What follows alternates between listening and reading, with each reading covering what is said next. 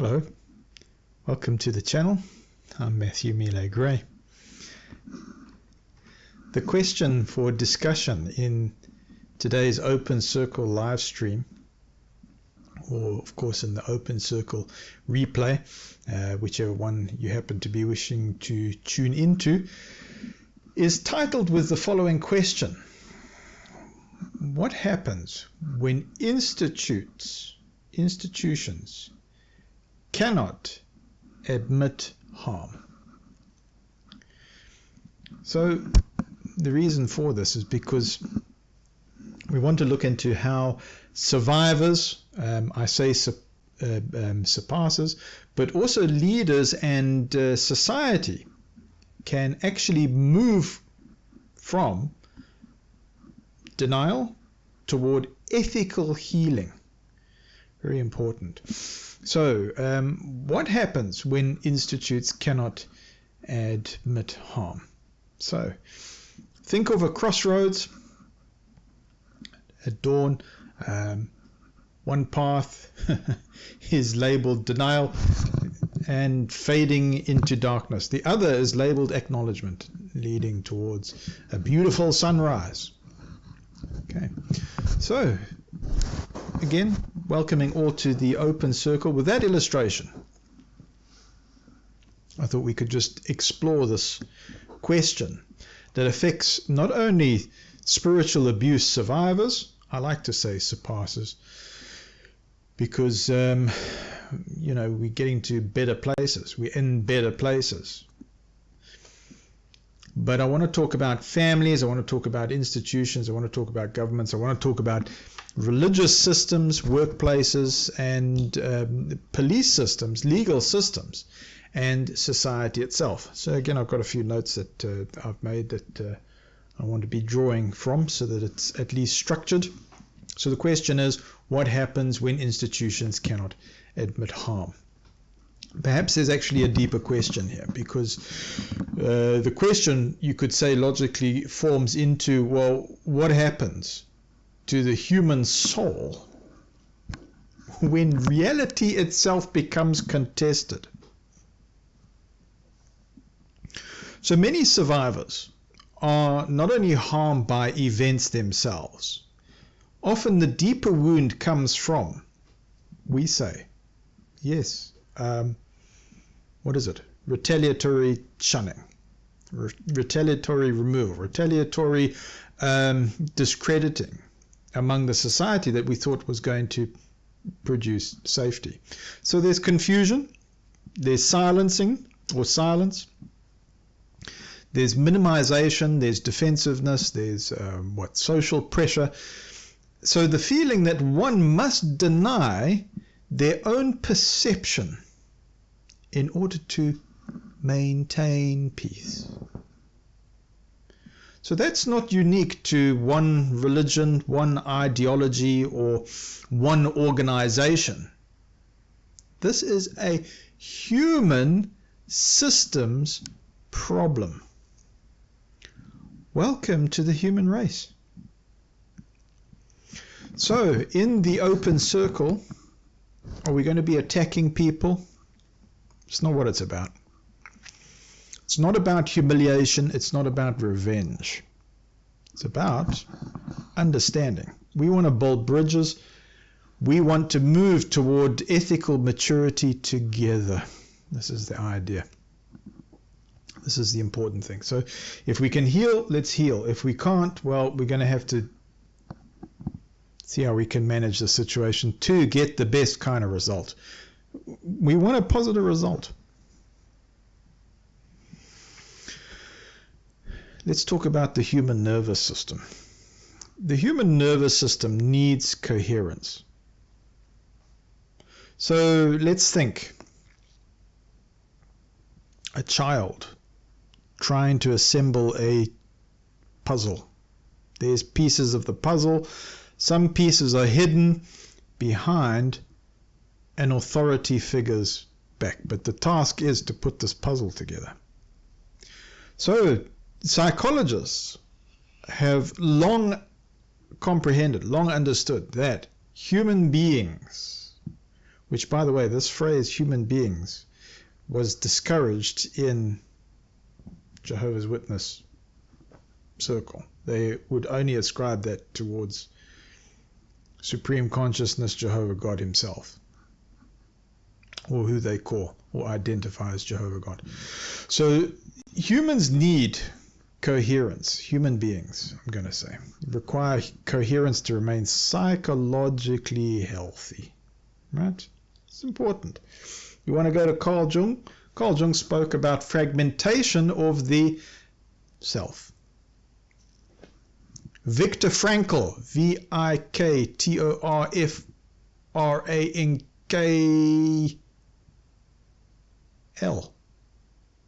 F-A-R, Frank, F-R-A-N-K-L, right? L. He wrote about human need for meaning.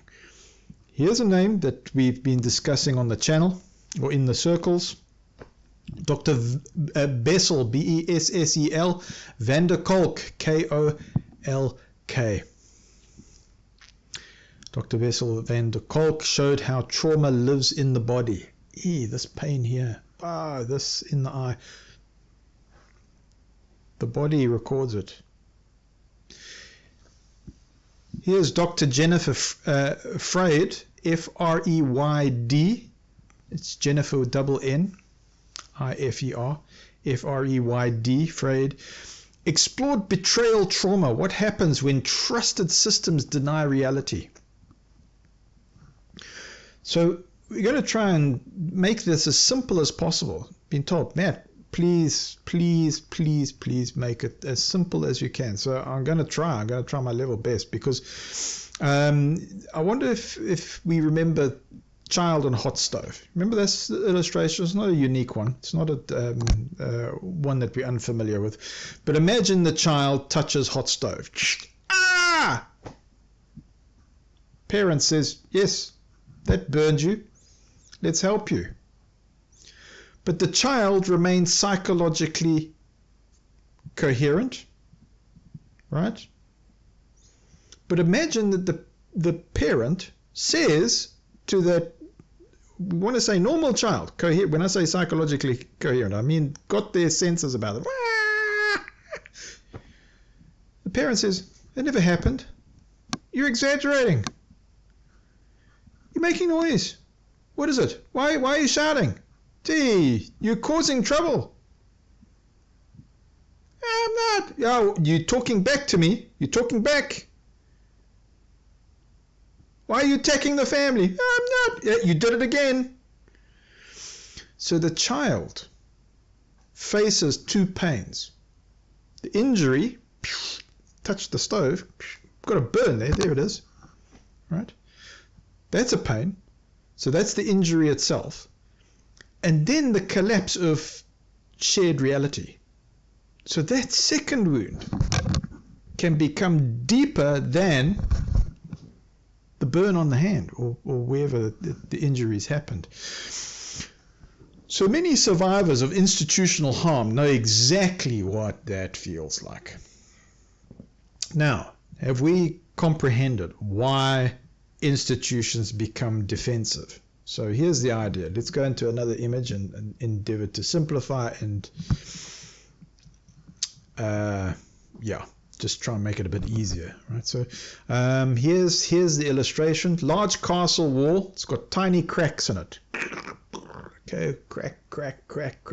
Castle wall, watchtowers on the top, right? Now, your workers come along, and you know what they decide to do? They are going to paint over the cracks. Painting. There's cracks. Cracks here, cracks in the stone. This tower, it's full of cracks. No, we're just going to paint it. Let's paint it. That's what it needs. We're going to wash and paint it. Yeah, we even scrub it. Let's scrub it out. Tum-ti-tum-ti-tum. It needs a clean. That's what it needs, and it needs paint. Matt, what are you talking about? This is an illustration of what happens. Instead of repairing the cracks, they decide to wash them, or they decide to paint them. Maybe not even wash, just paint them. Let's just paint it. Instead of going to the cracks and saying, you know, the integrity of this building, this wall is what's important here. They should be repairing it. Okay, not just painting it. Painting is cosmetic. So let's ask an important ethical question. Why do institutions become defensive? The answer is surprisingly human. You ready for this? Institutional fear. Institutions fear loss of reputation, loss of trust, legal exposure, collapse of identity, and fragmentation of authority. When your whole institution has been pushing authority, kingdom, government, rulership, perfect order, fragmentation of authority is shaking its foundational cornerstones. It's building. It's putting cracks in the system. Now that happens in churches, it happens in corporations, it happens in governments, it happens in enforcement agents or agencies, activist groups or healing communities even. Can happen in the open circle. Why? Because we're human.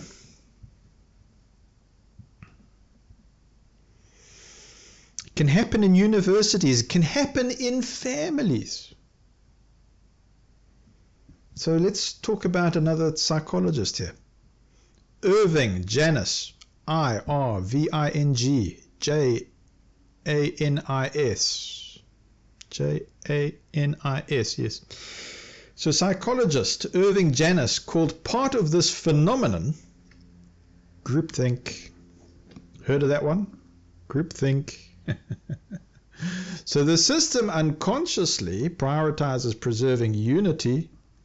Psalm 133:1, Psalm 133:1, Psalm 133:1.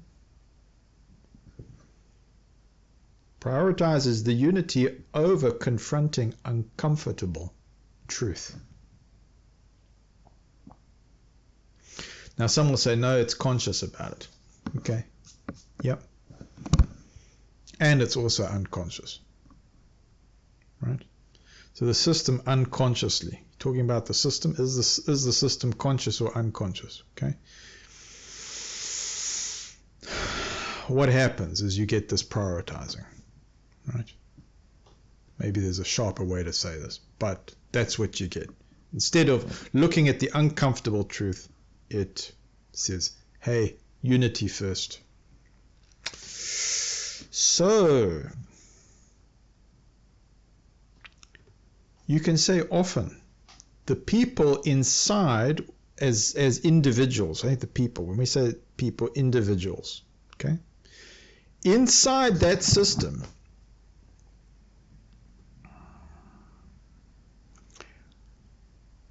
very often are not evil people. Matt, what are you saying? Let me tell you. Yeah, I said often. Didn't say all the time. I said often. Individuals inside the system are not evil people. Sometimes they are frightened people. They're frightened people, very often. They're conditioned people. They are overloaded people. The mental bandwidth at the breaking point, past the breaking point, right? And you have people protecting what they believe is sacred with their whole heart, mind, soul, body, assets, everything.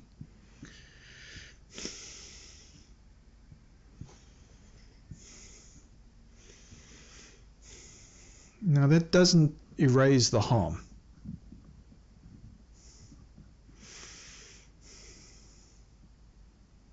But understanding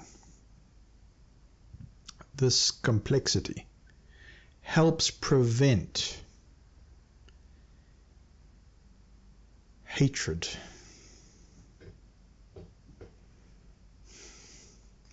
So an ethically mature person, an ethically mature examination and outlook and conclusion or management requires us to hold both truths simultaneously.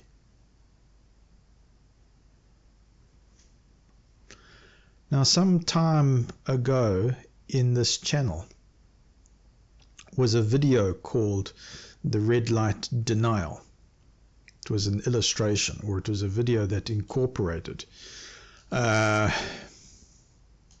this illustration. So I'm just going to go through it here.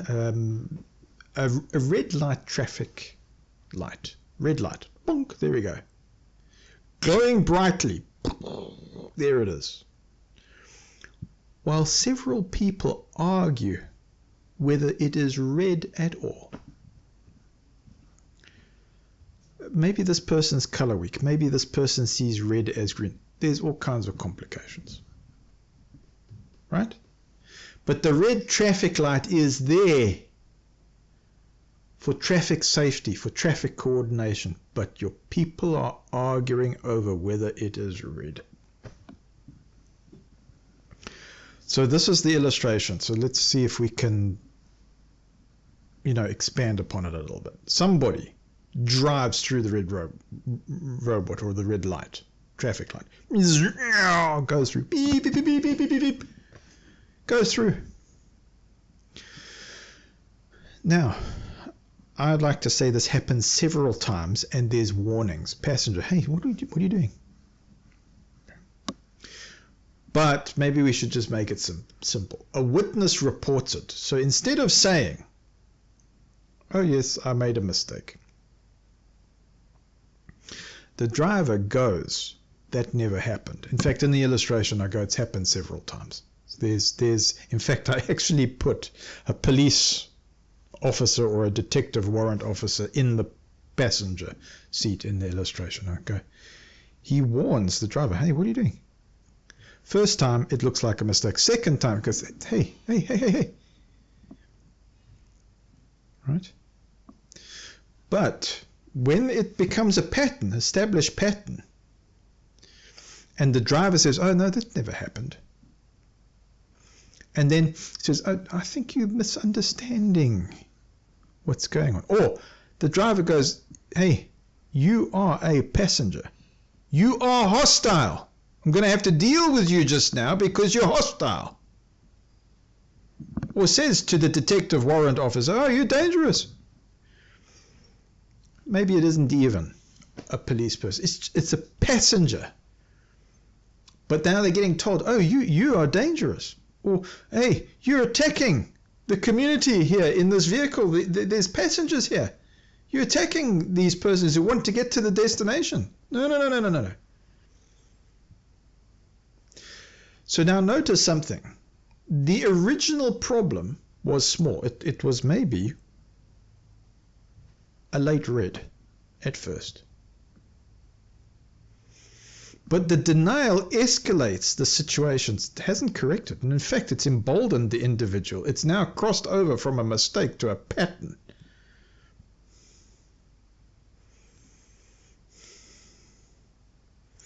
So what has happened? The denial escalates the situation. Now, what if you have a situation where multiple authority figures begin protecting the denial?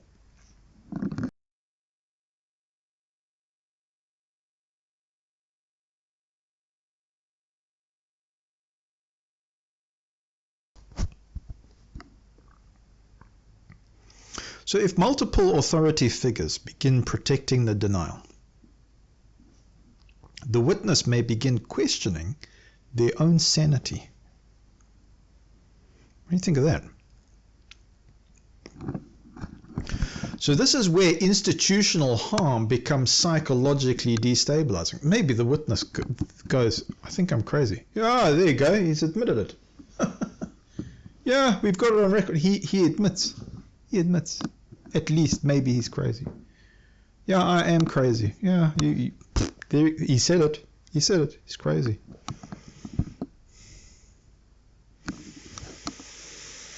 So that's where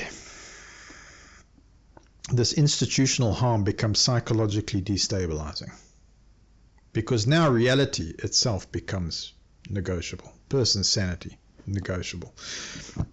And that is deeply exhausting. It's deeply troubling for anybody who's observed this.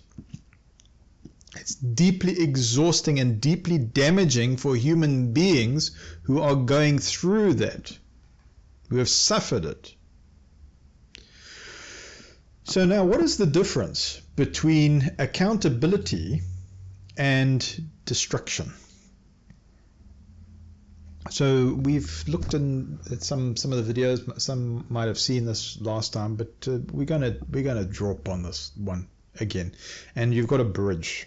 So the bridge now, in this particular case, this bridge is being repaired very carefully by who? Engineers, rather than demolished violently. Let's take a wrecking ball. No, we're not going to do that. Engineers, we've looked at it. We believe we can put in support structures. We can preserve this. We can strengthen it. We can make it better than ever. Right. So, one of the great fears in an institutional setting is this, that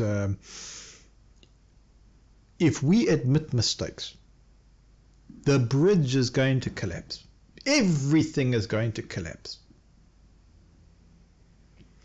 But when we look at history, what do we see? We see the opposite. Okay? Healthy systems become stronger through accountability. So the legal world does understand this. Modern governance does understand this. Those trained in trauma-informed psychology, they understand this. So true accountability is not destruction. It's not. It is repair. It's sending in the engineers to say, no. Beautiful bridge. Yeah, it's got some cracks. It's even got some character with it. We don't have to demolish it. We're just going to put in some steel girders here, and here. Take a look at this. Improvement. There it is, repair. Wow, this is a thing of beauty. Yes. Now, in this illustration, imagine now a bridge engineer discovered a structural weakness. Goes, oh, you know what? These girders don't meet in the middle where they're supposed to, and that's a real weak point, folks. We gotta sort this out. Would you want that engineer to hide it? Would you? You've come all this way. There's been engineers that have worked, but the center here, where these girders, where this reinforcement is supposed to meet, no, it's not meeting. It's not meeting properly. Do you want that engineer to keep quiet? After all of this investment, we've come this far.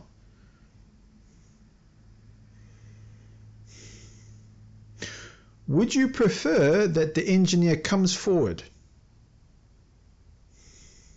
and says, oh, I've discovered the structural weakness, but there is solutions. I actually believe that we've got enough engineers to come together, and I believe we've got enough of a workforce, if we can unify, to actually correct this thing. So the same principle here applies spiritually, socially, institutionally. Ethics is not the enemy of loyalty, right? It's not. In fact, ethical honesty is the highest form of loyalty. So what do survivors need the most? Often they need this kind of idea. Ready for another illustration? 2 chairs. So one's occupied by a distressed person. The other is somebody who's listening quietly and attentively. So many survivors are actually not surviving vengeance. Some do, but many are not seeking vengeance. You ready for what they're actually seeking? Tell me if I'm right. It's because it's astonishingly simple. Ready? Many survivors are seeking to be heard. Many survivors are seeking to be acknowledged. Not to be mocked, not to be bullied, not to be erased, humiliated, punished further. No. They want to be heard, they want to be acknowledged. Not mocked, not erased. Enter Dr. Gabor Maté. G-A-B-O-R-M-A-T accent E. Gabor Maté often speaks about the healing power of compassionate presence. I've asked my friend, the psychologist, I said, tell me, what's the best thing we can do? Is it by being present? Is it by being compassionate? Is it? You know, what if we're forced to be silent? Are we in the right direction? And I said, secondly, promoting a place that fosters truth. He goes, yes. So, Gabor Maté says that healing begins with a sentence as simple as, I believe your experience mattered. Or you can say matters. So notice, not necessarily agreement on every interpretation. Oh, we agree with you. Oh, you've developed spiritually like this. You've got this philosophy now. We agree, we agree, we agree, we agree. No. It's not necessarily agreement on every interpretation. It's an acknowledgement of humanity. Guess what that does to the nervous system? It changes it. Changes communities. It changes outcomes. And perhaps in our open circle, whatever time zone we might be in, someone listening needs to hear this. You ready? Your perception matters. Your dignity matters. Your humanity matters. Maybe I should change your to our. So let's move on to the next illustration. So why good people sometimes participate in harm. So here's the illustration. You've got ordinary people and they are what? Standing in a crowd. All right, standing in a crowd.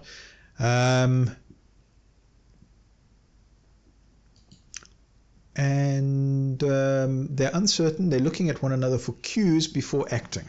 Okay, refreshed my mind here. So this is a difficult but important subject. Okay, so why do ordinary people sometimes participate in harmful systems? So psychology has explored this very, very deeply. So you've got the Milgram experiments, M-I-L-G-R-A-M. So what did these demonstrate? They demonstrated how authority pressure affects behavior. Philip Zimbardo, P-H-I-L-I-P, Z-I-M-B-A-R-D-O, explored role conformity. Hannah Arendt, dropping names here, H-A-N-N-A-H, A-R-E-N-D-T.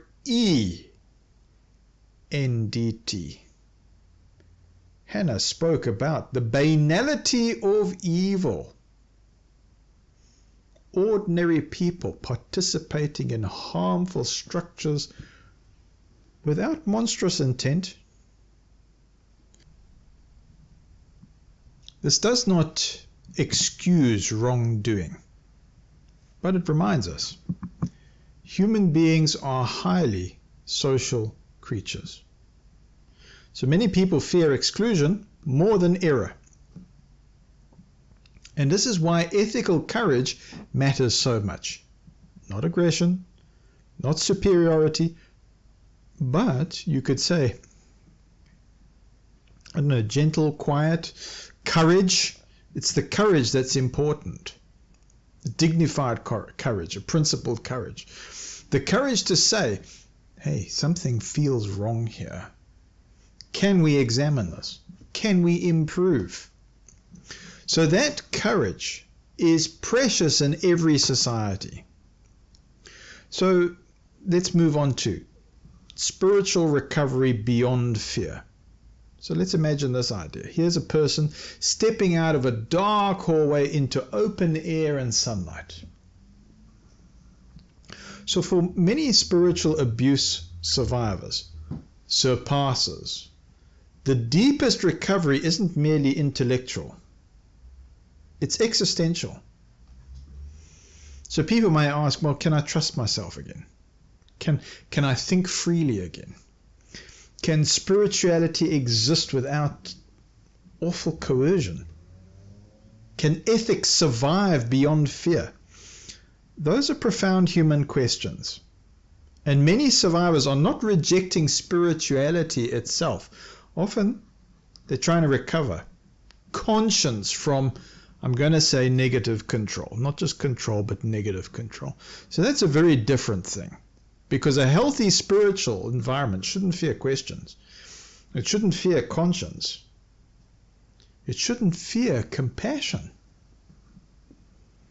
So truth doesn't require intimidation to survive, or bullying, being pushed around, spoken over, undermined. It doesn't require that. That's what we mean by intimidation. So when we think about this, we think about law, we think about ethics, and we think about the now and future of society. So imagine a round table where you've got psychologists, lawmakers, survivors, police, enforcement, community leaders are sitting together constructively. I'm even going to put survivors there, persons who've got testimony to what's happened, right? So around the world today, you've got law, you've got psychology, you've got ethics, you've got governance. It's increasingly intersecting.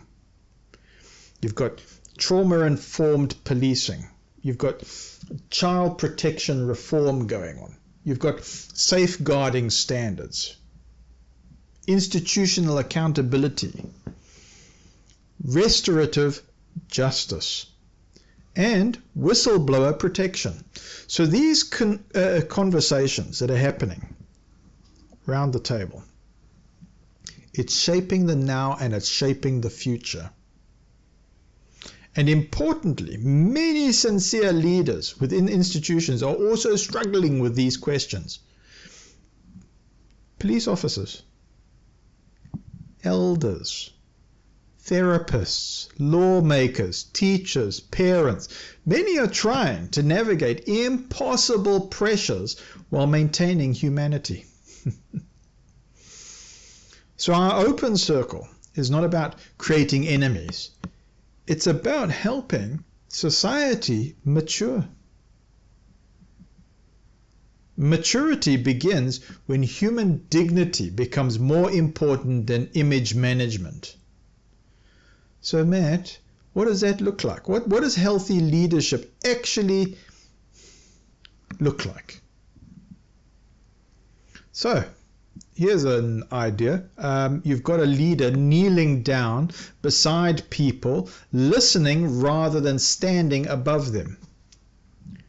If you want Jesus Christ imagery, it's Jesus Christ washing the feet of the disciples. But in this case, we're saying it's a leader kneeling beside people, not worshipfully. It's coming to the same level to listen, to hear, not just hear, listening, rather than being aloof. I'm over here, far above. So healthy leadership is not perfection. Healthy leadership is responsiveness. A healthy leader can say, oh, I may not understand fully. I may have been mistaken. Help me see. Let us improve. Now that is strength. In fact, humility may be one of the most stabilizing forces in civilization. The wisest leaders throughout history often shared one quality. They remain teachable.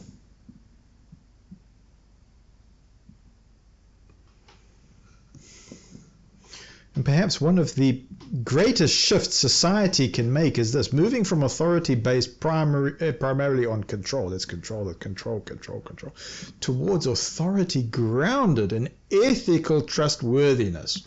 And that applies everywhere. You want to say religion, you want to say government, you want to say family, you want to say media, you want to say education, you want to say business.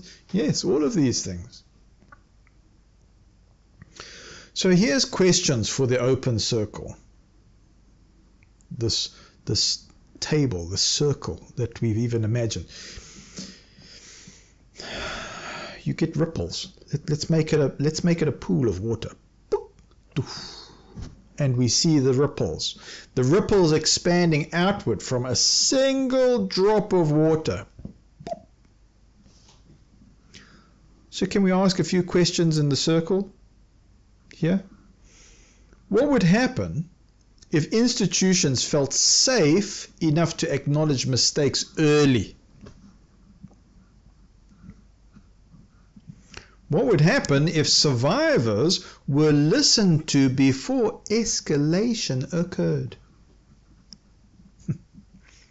What would happen if communities rewarded ethical honesty more than image preservation? What would happen if accountability became normal rather than catastrophe? Perhaps the deepest question is this: can society evolve towards systems where truth and compassion no longer fear each other?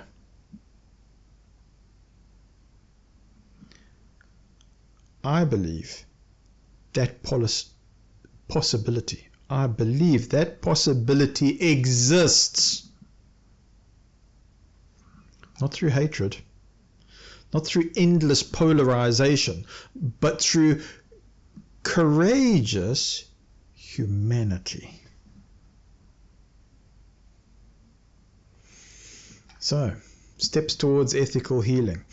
Can we imagine a sunrise over, what can we say, a city, while diverse people walk together toward the light? So as we open the circle, as we close this part and open the circle, human beings are capable of extraordinary growth. Institutions can evolve. Communities can improve. And leaders can learn. And survivors can heal. And relationships can transform.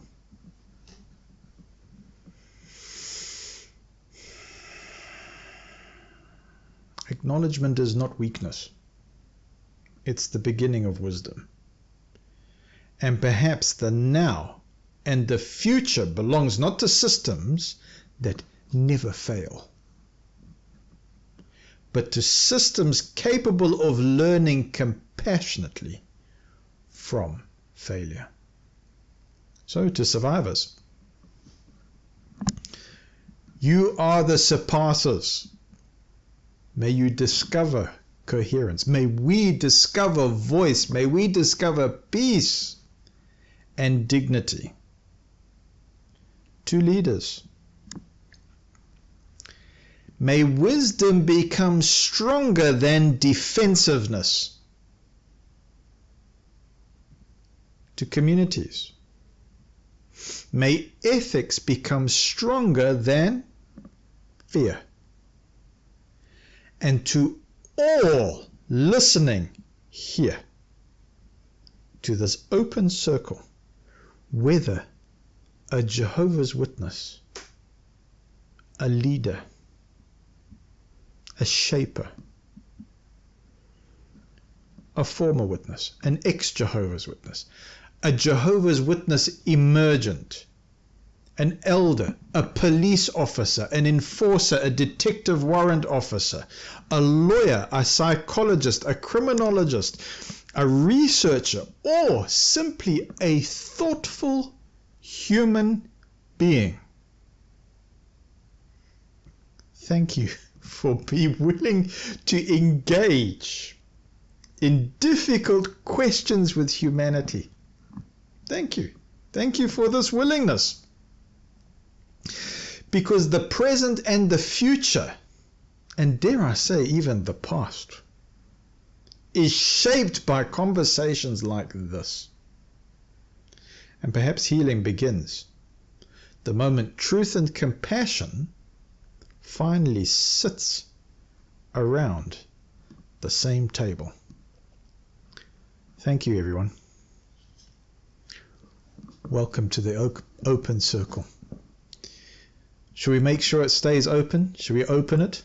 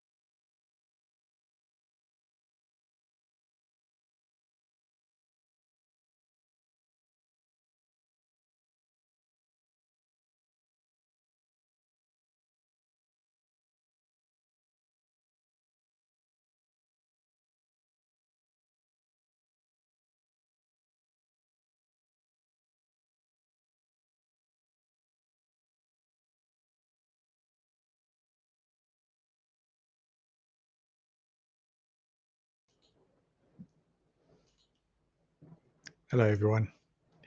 How are you all?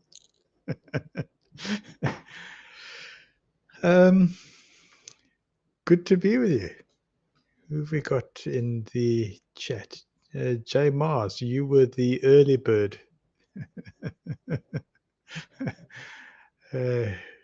Thanks for the greets. And of course, Mama Susu, thanks for the greets as well. Also good to be with you. Claudia, we enjoyed you in the lounge, the open circle, the lounge, along with Sheila. Good to be able to chat with you. I did spend some time with Gavin earlier as well. Yeah.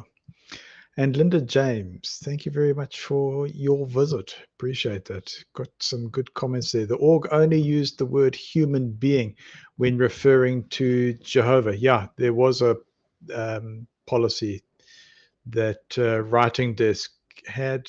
Don't say human being. The only being in the universe applies to Jehovah. That's JW writing desk and research policy.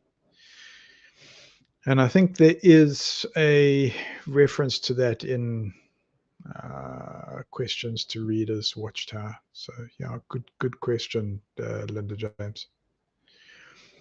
I wonder if I could find that. Wonder if I could. I'll see if the system is stable and see if I can research that. I might send you an email or something like that if I find it. But it's a good one. Colin, thanks for your visit, by the way. Glad to have you here from Honduras. Oh, there you are. Hello, Matthew. How's it going? Yeah, good to be with you. You know that. With your coffee. Yes, of course. Yeah. Ah, Colin, I don't know why your chat doesn't come up my side. I don't know why. I till now realize that, and I maybe it's a regional thing. It could be. Okay. I'm going I to don't look know. into it. But I'll yeah, YouTube. ask. YouTube is strange Yes. sometimes.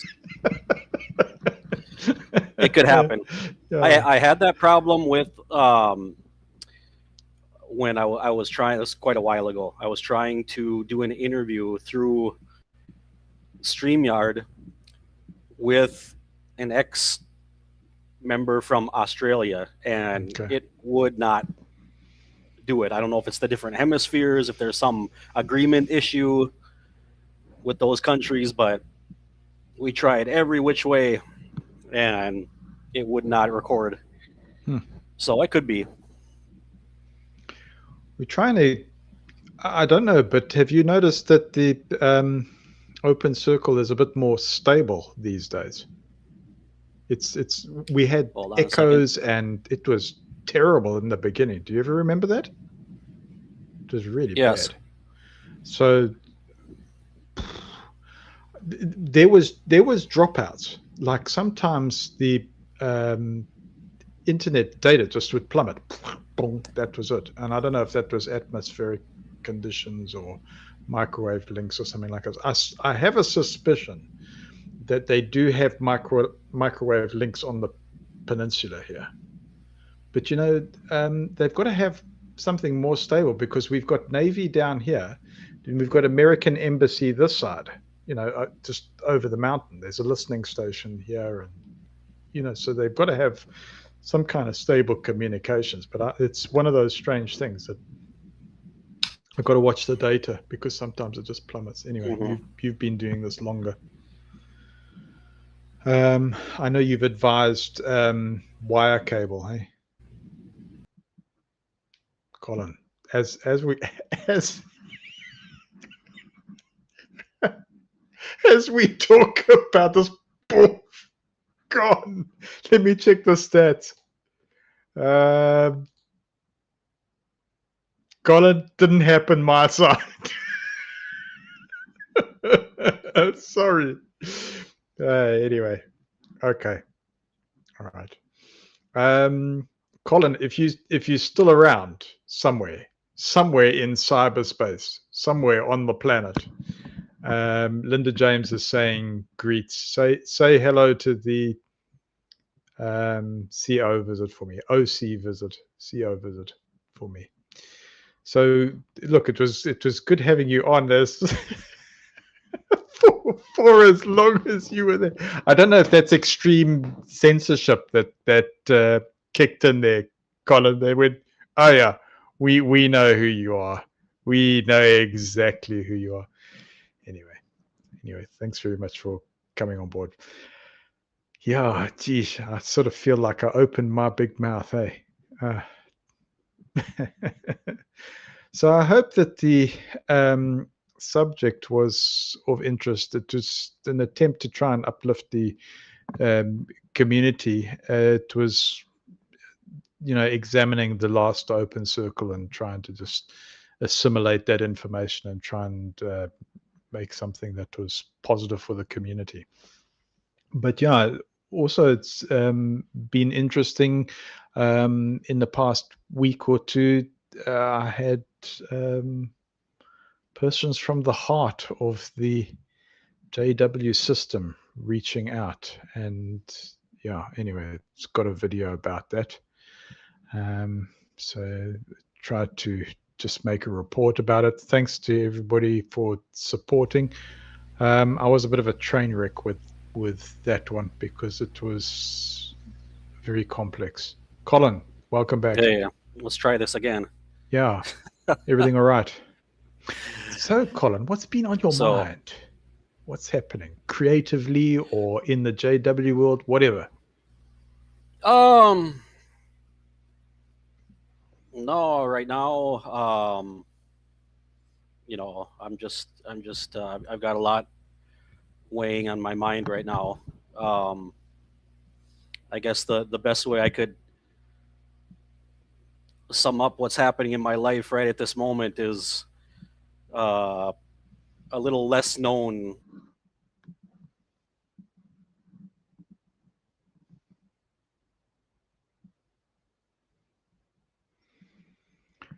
Colin is a creative. Colin, if I may, oh, you're Okay. back there. Hello, Okay. I'm here. Yeah. You were mentioning some of the complications, but look, while your stream becomes more stable, I thought I would just mention this. I love Colin's creativity. So he's got books on Amazon.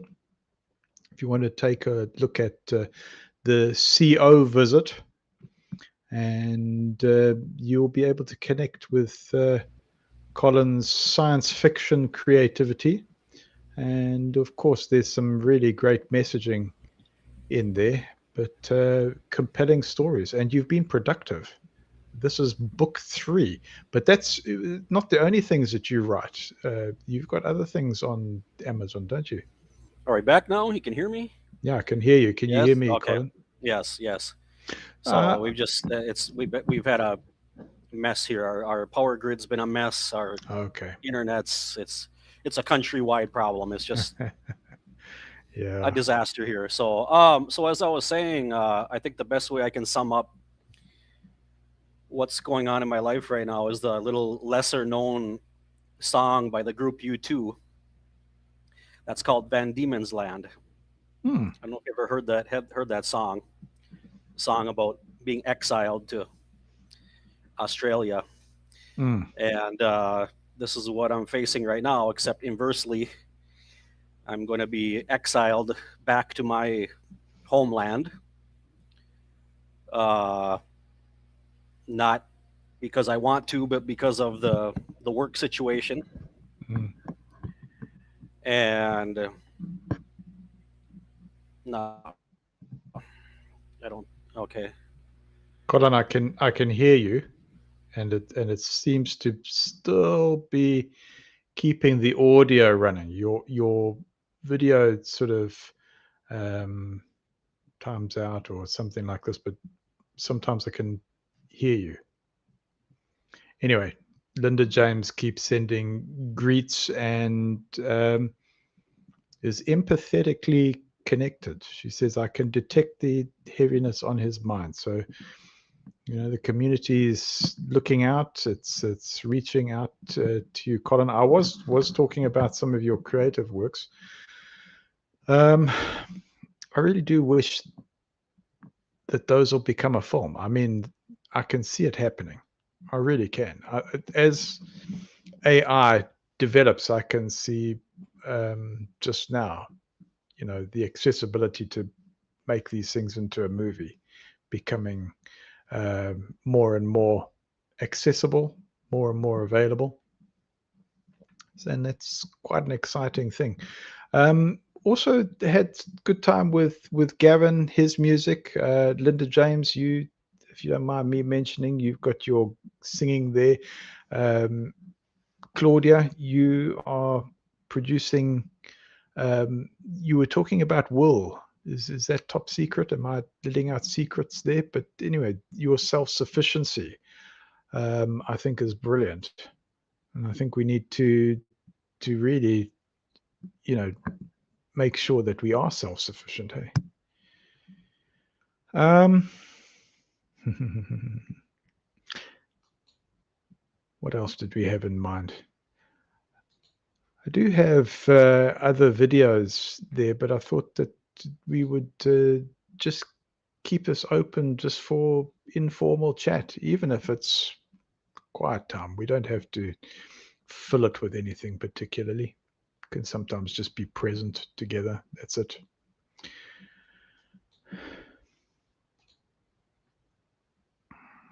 Let's see how my stats are. Excuse me.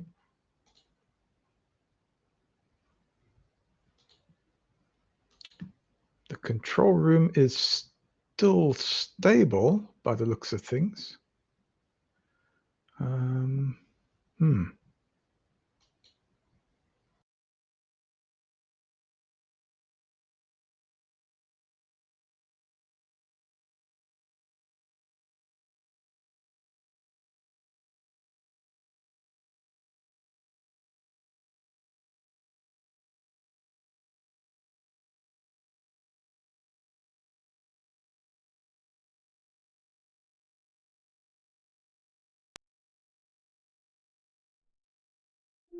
It's time for Matthew's parable broadcast. The interstellar community needs to hear this important message.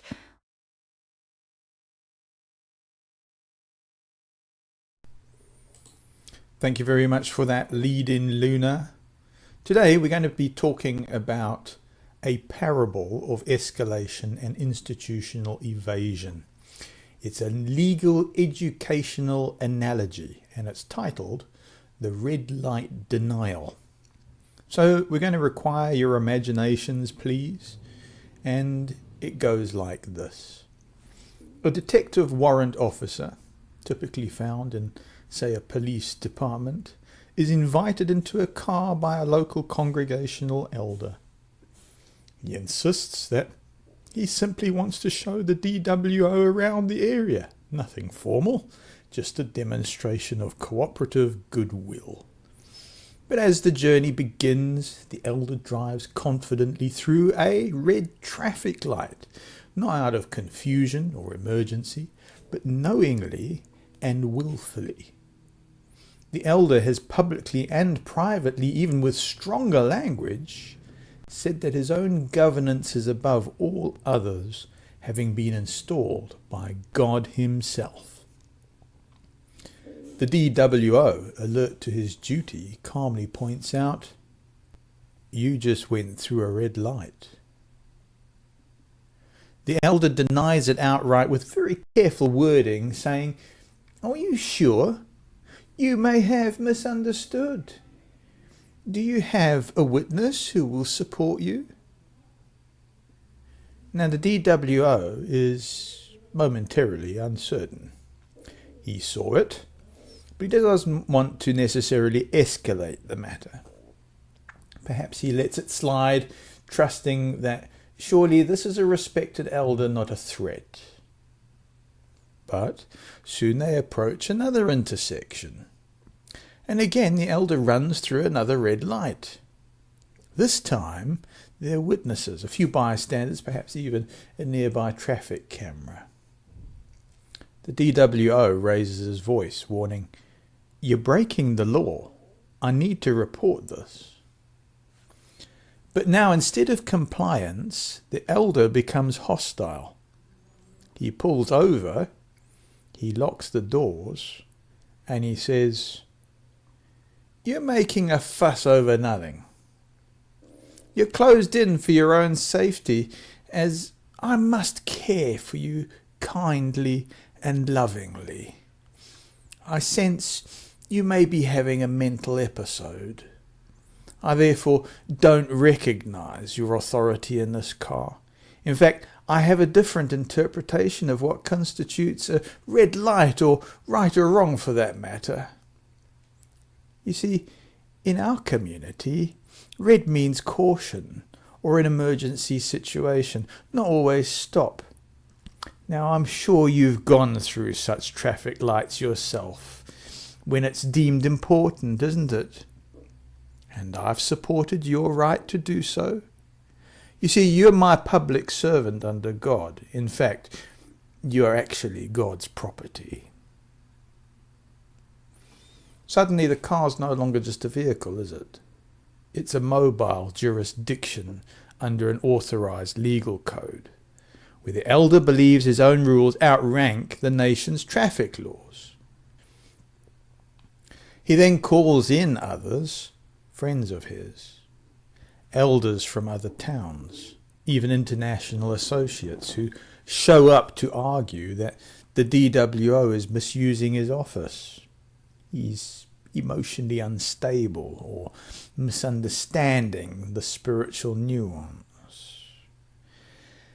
Now, boxed in, the DWO realizes this elder and his network are not just avoiding accountability, they're constructing a parallel system where civil law is reinterpreted, overwritten, and neutralized.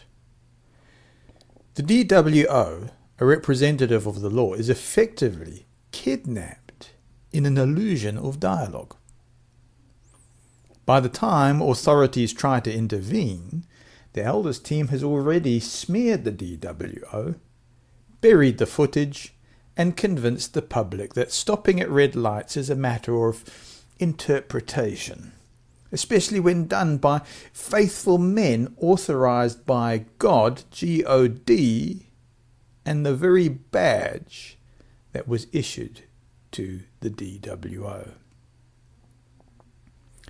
Eventually, the DWO is stripped of his ability to enforce basic law and is forced to call for protection himself. What should have been a routine citation or warning has now become an international incident because the original act, a simple traffic violation, was never acknowledged. Everything spiraled from that point on. And all of it, every layer of conflict, trauma, and bureaucratic convolution, could have been entirely avoided if the driver had simply admitted, "You know, you're right. I shouldn't have done that. I ran the red light. I'm sorry." That single act of truth and humility would have restored authority, preserved dignity, and kept peaceful coexistence between civil law and spiritual guidance. So what's the implications for real-world institutions here? Well, when clergy or elders create self-sealing systems of spiritual legality, denying all wrongdoing, they endanger not only their congregants, but public officers, legal systems, and victims seeking justice. So this is how spiritual power, left unchecked, becomes a shadow government. Not for good, but for hijacking law enforcement through cultural coercion, legal technicalities, and reputational manipulation. And it's very sophisticated. In this metaphor, the DWO represents both secular justice and the conscience of community protection. A conscience which is gaslit, restrained, and ultimately threatened by those who should be models of integrity. So what's the summary? Well, here, the elders' refusal to own a clear violation combined with a networked denial escalated a small act into a structural abuse of power, compromising the DWO, risking public safety, and undermining the rule of law. This metaphor stands as a training parable, not only for police, but for courts, ethics boards, and clergy accountability systems, especially where internal religious jurisdiction threatens to override civil process. Thank you so much for listening.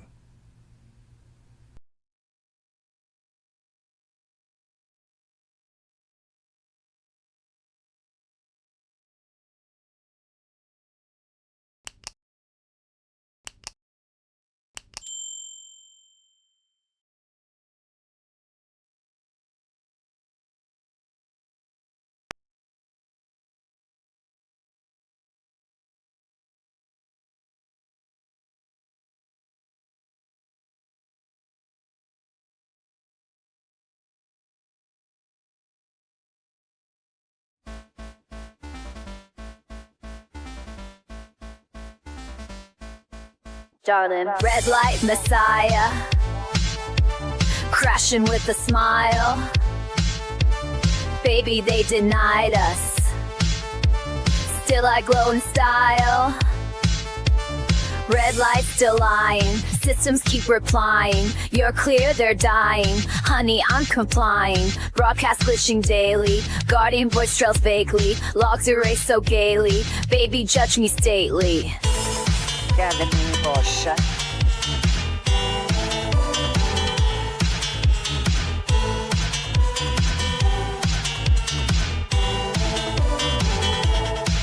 Darling, red light messiah, crashing with a smile.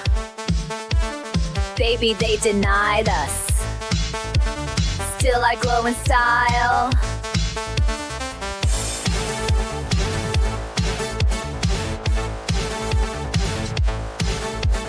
False gods in sequence, golden robes, no defense. Data sings obedience, honey, I make sense.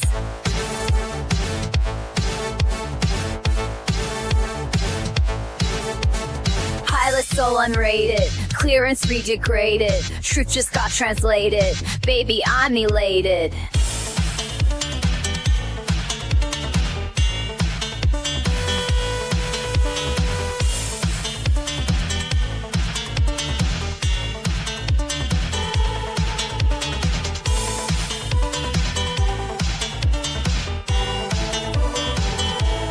Darling, red light messiah, crashing with a smile. Baby, they denied us, still I glow in style. Darling, messiah.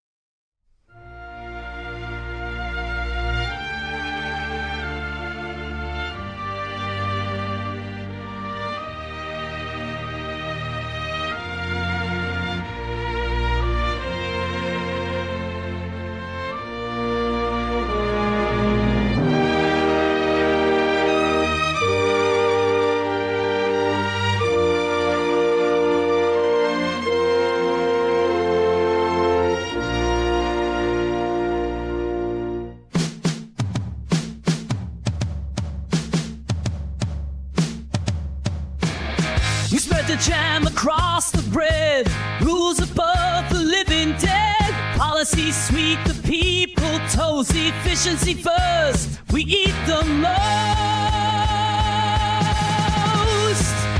Yeah, baby, institutional preserve over individual welfare toast. Preserve the name, erase the face, wipe the tear and hold your place. Your welfare's noted, just not heard. Now sign the form, ignore the word. Darlings, it's institutional preserve over individual welfare toast.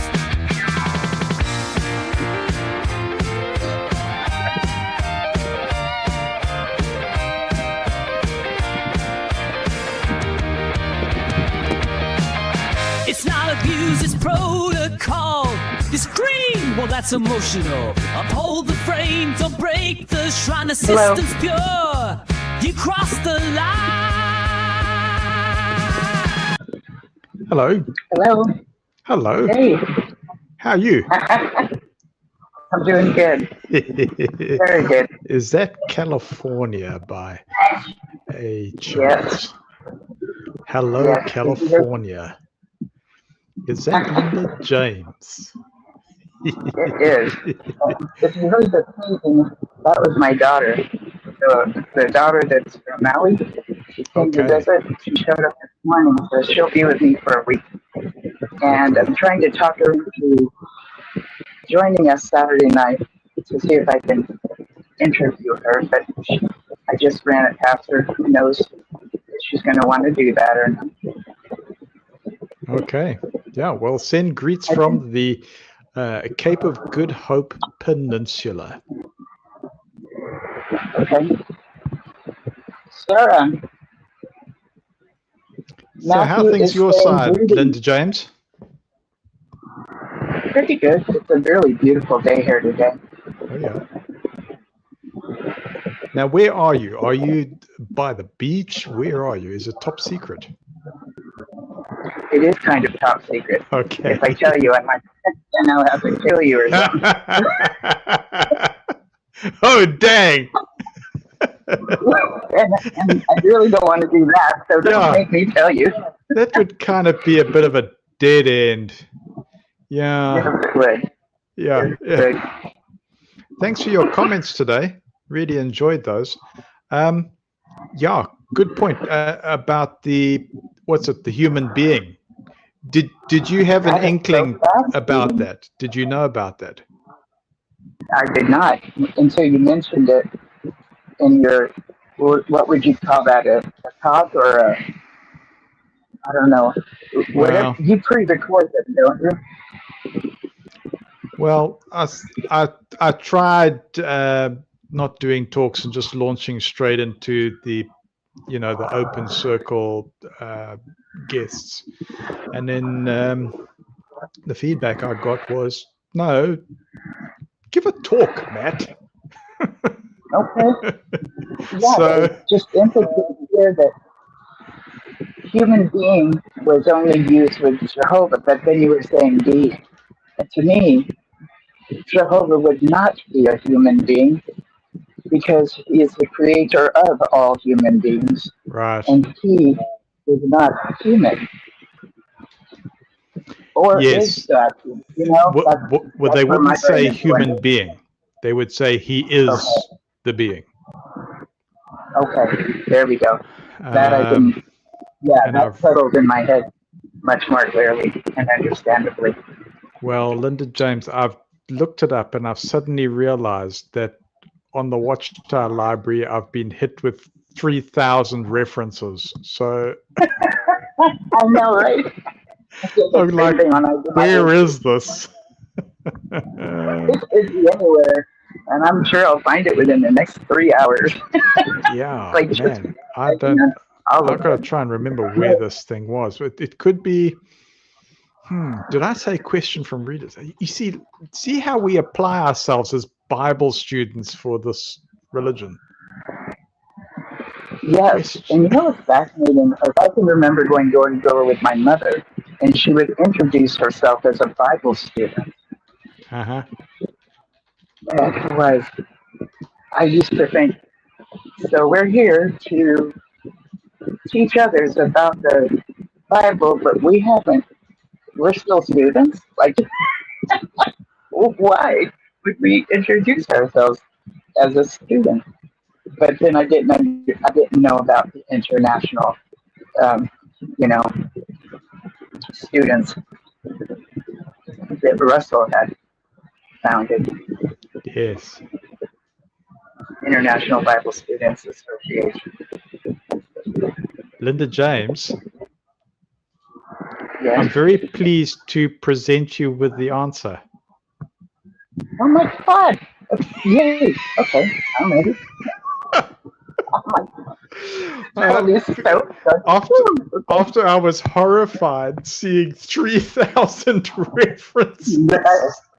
I was like, oh no! Yes, it's turned up. Are you ready for this? I've put it in the comments. Watchtower, 1958.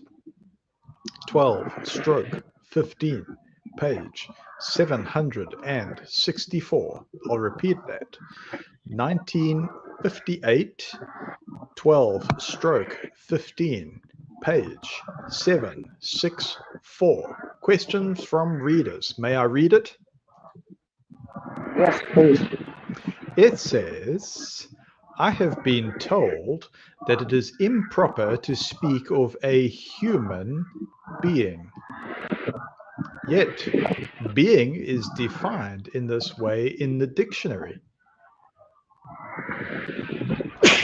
Oh, excuse me. Beg your pardon. Sorry about I that. used to not be able to say bless you. Oh, now I can. Excuse Oh, the me. freedom. It must be the demons. There you go. Don't you love all that? I don't know if I'll be able to read this. Yeah, I grew up not even being able to say bless you. Can you believe that? I'm telling this to my daughter. Every so often I inform her of stuff that's like, yeah, when I was a kid, I wasn't allowed to do this, that, all these ordinary, normal social things. Like, yeah, I wasn't allowed to do it. Couldn't buy Girl Scout cookies. Anyways, I need to shut up and listen to you found this, what you're talking about. Linda James, my jaw is already in pain. I know, right? Okay. All right. Shall I resume? Here we go. Okay. Just a second, please. So it says, am I coming through all right? It sounds like there's the ocean your side. Oh my goodness. I'm sorry, I was listening to my daughter. Can you please repeat that? Yeah, My daughter, actually, may I share what my daughter, can I share what my daughter just said? Yes, please. So she was saying she had to teach her husband how to say bless you. I'm thinking this is odd. She goes, because he's agnostic. But I told him it's socially expected. So him being agnostic, bless you wasn't going to come out of his mouth. Oh, yeah. So, and he's like off the charts, brilliant, autistic kind of dude. So this is what you're supposed to do. Okay, that was that. So, Linda James, what is agnostic? Believing that nothing is known, right, about the existence of God or anything beyond the material world, right? So someone who's atheist truly does not believe there's any source of a God whatsoever. Someone who's agnostic is open to believing it if they got shown the evidence. But at this point, they haven't, so they're not a believer in the God of the Bible or pretty much any other gods. Okay. So, yeah. Okay. Well, thanks for that. So that comes straight off the top of your head. So, so pure agnosticism is that the belief that the ultimate truth, such as the existence of a God, I don't know if supreme consciousness would come into that, but that is currently unknown and inherently unknowable to the human mind. I mean, that's not so far off, right? I mean, that would make sense. Matter of fact, after you tell me about what you found, I would love for you to look up the definition of agnostic and see what definition would tell us. Yeah, look, it's a big subject, isn't it? You've got agnostic atheism. So according to the definition here, it says it's the stance of not believing in God while acknowledging that one cannot definitively prove or know for sure. So yeah, you've got the nuance there. Then you've got agnostic theism, the belief in God while admitting that it is impossible to definitively prove or possess concrete knowledge that he exists. Okay. Then you've got. I did not know about that. Linda James, you've got some vast knowledge on these things. Well, you've been doing this a while. Well, it's nice to learn something, and say so. Like, oh wow, something new. I'm always loving to learn, Thank you. What else have you been learning lately? How's your music? May I ask? I have not been doing much music at all right now, but I have been looking into how to make these things called hair wraps. So when you wrap material and string together into this long-looking, multicolored kind of thick roll, probably half the size of the width of a dime, or about the size of a dime, or about the size of a quarter. So they would be something to attach to the hair to hang there and be a form of like something to look pretty. You know, you can put it in people's hair, and it really looks cool with those who have dreadlocks. To have some of those there with the dreadlocks would be really cool. But I have this vision or visiting you and saying, listen, can we do a hairpiece, sort of like this gray kind of wizard looking thing? I can't even tell you how fun that would be.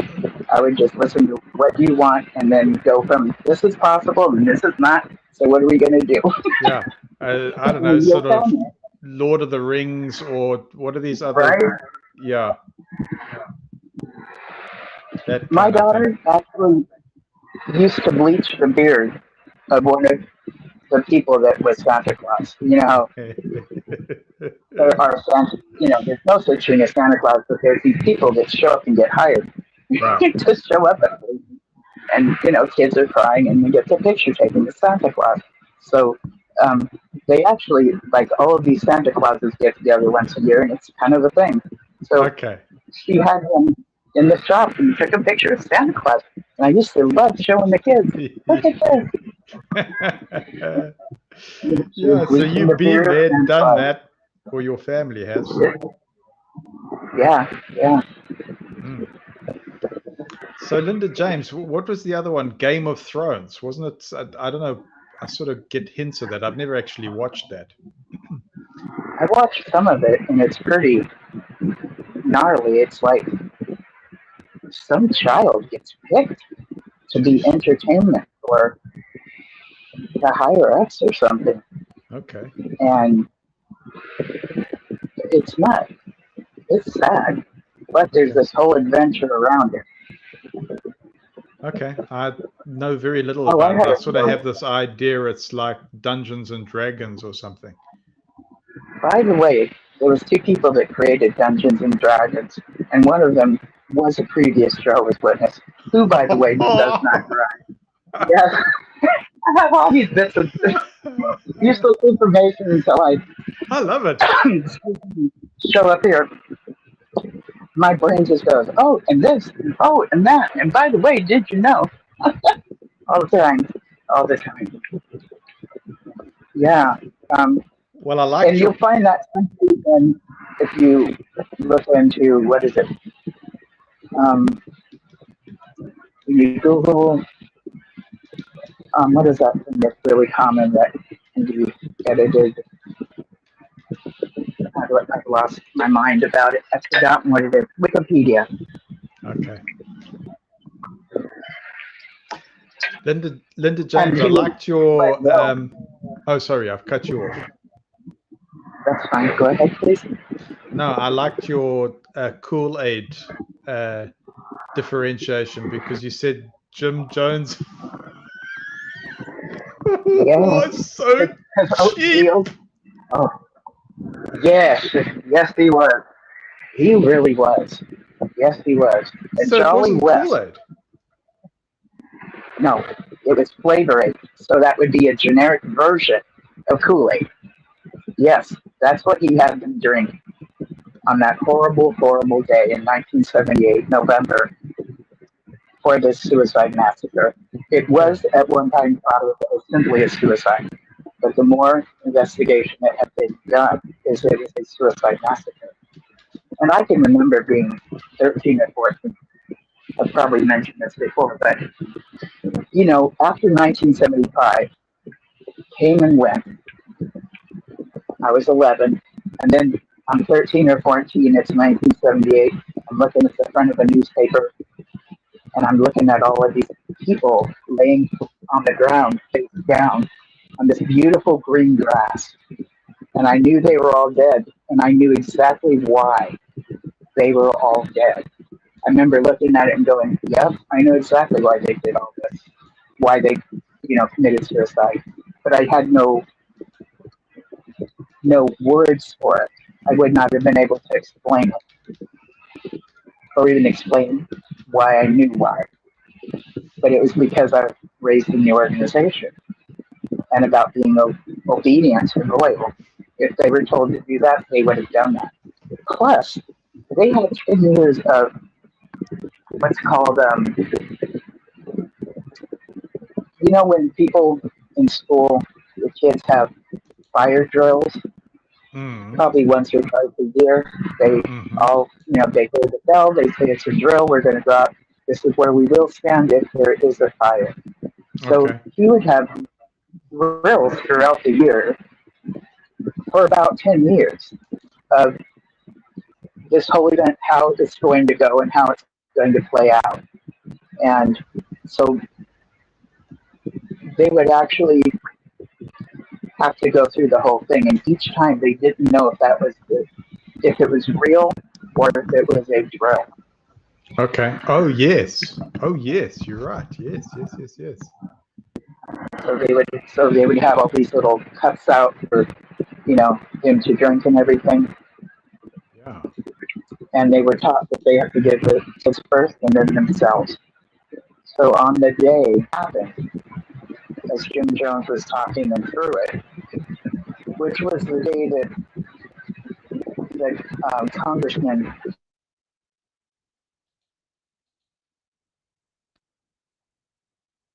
James, unfortunately, he said, whoever wants to come. Yeah? Can you not hear me? Yeah, it's sorry, it blanked out for a while, but you can still hear me, right? Okay. Okay. Yes, I can. You got up to Jim Jones?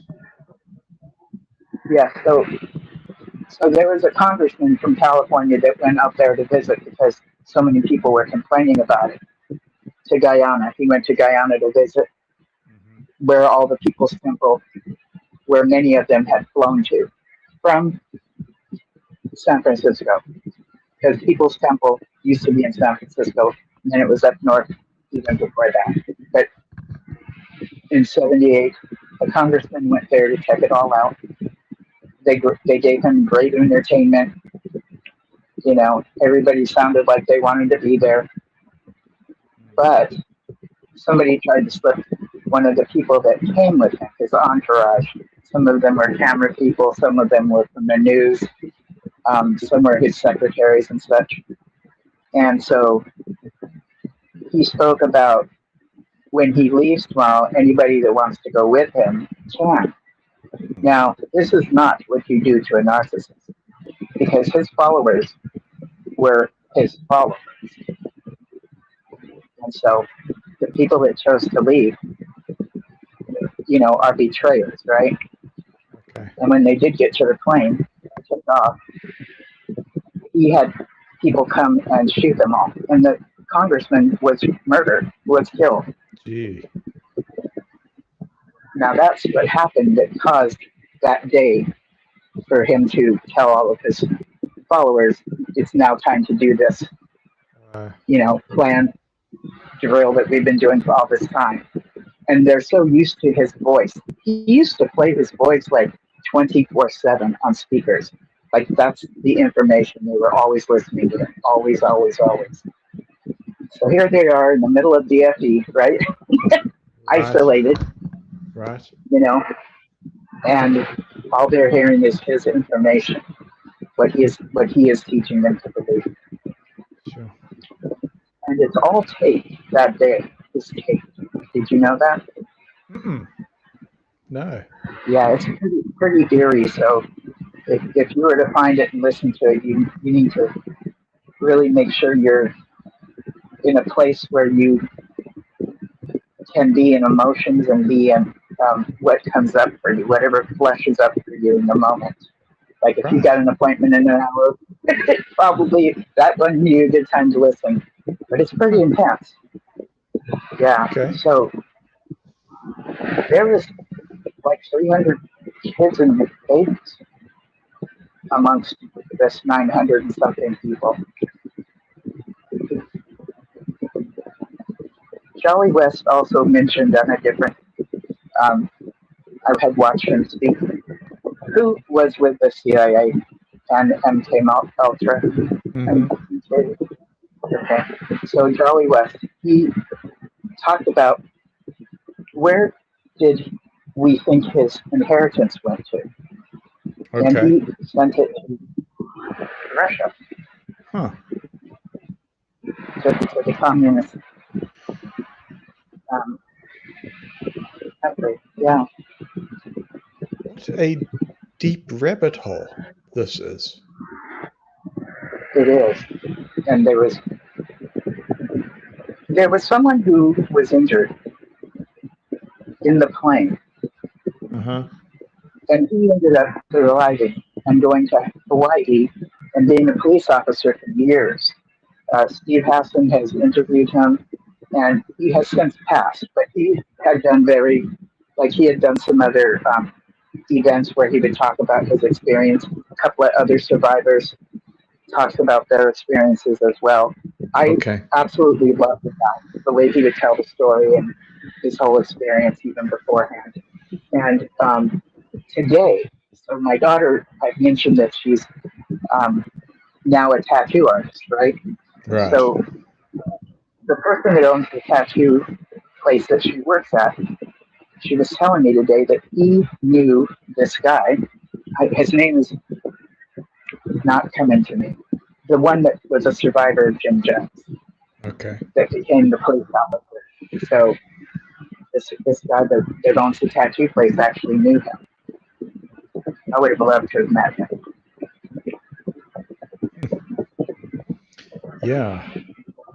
Well, I was thinking of Applewhite while you were talking about, yeah, because that's got remote viewer connections. How so? Yeah, you could say that was a remote viewing disaster because, yeah, if you're familiar with remote viewing, you can see how that became a problem. The Applewhite thing, because they really believed that there was a UFO that was going to take them away. Yeah, like catching a bus. Like they all have the same amount of money in their pockets to be able to catch them. Yeah. To be able to get on and pay for the ride. I don't know how to talk about that on YouTube because I got an idea of the mechanism.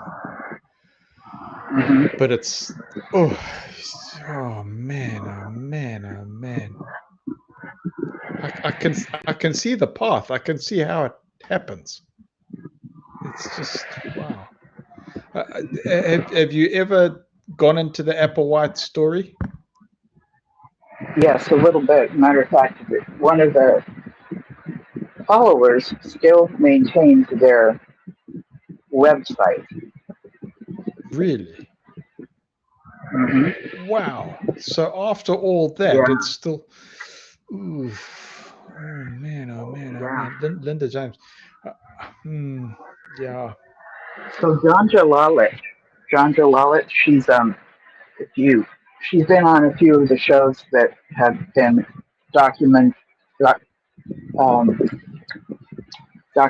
about different groups that are high control, things that we would consider a destructive cult. And so she's been on a few of those and would have like a segment of her saying her professional viewpoint. She's not a therapist, but a sociologist. So that's the study of society, right? Yes. A therapist is the study of human and animal behavior. So she ended up working with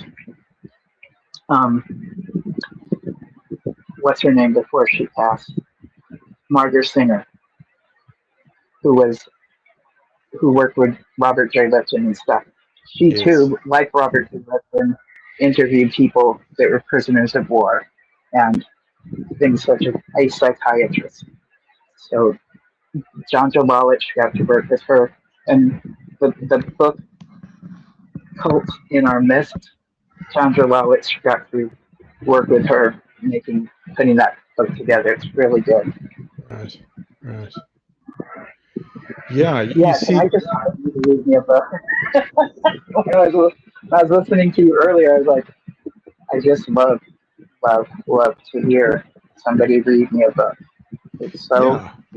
Well, I can register you don't have to it. you don't have to pay me to do that. What book did you have in mind? I'll come up with something. But if you needed money, I bet you could make good money reading books. I don't know how much you would pay you, but I think you're a natural. Well, thank you very much. That's most kind. I What was have it this that you were reading? imagination. Was this something you had written earlier, or was that something the OC wrote, or was it your writing? What was that, Linda James? That red light story. Yes. Oh no, it was an old story from my channel. That Okay.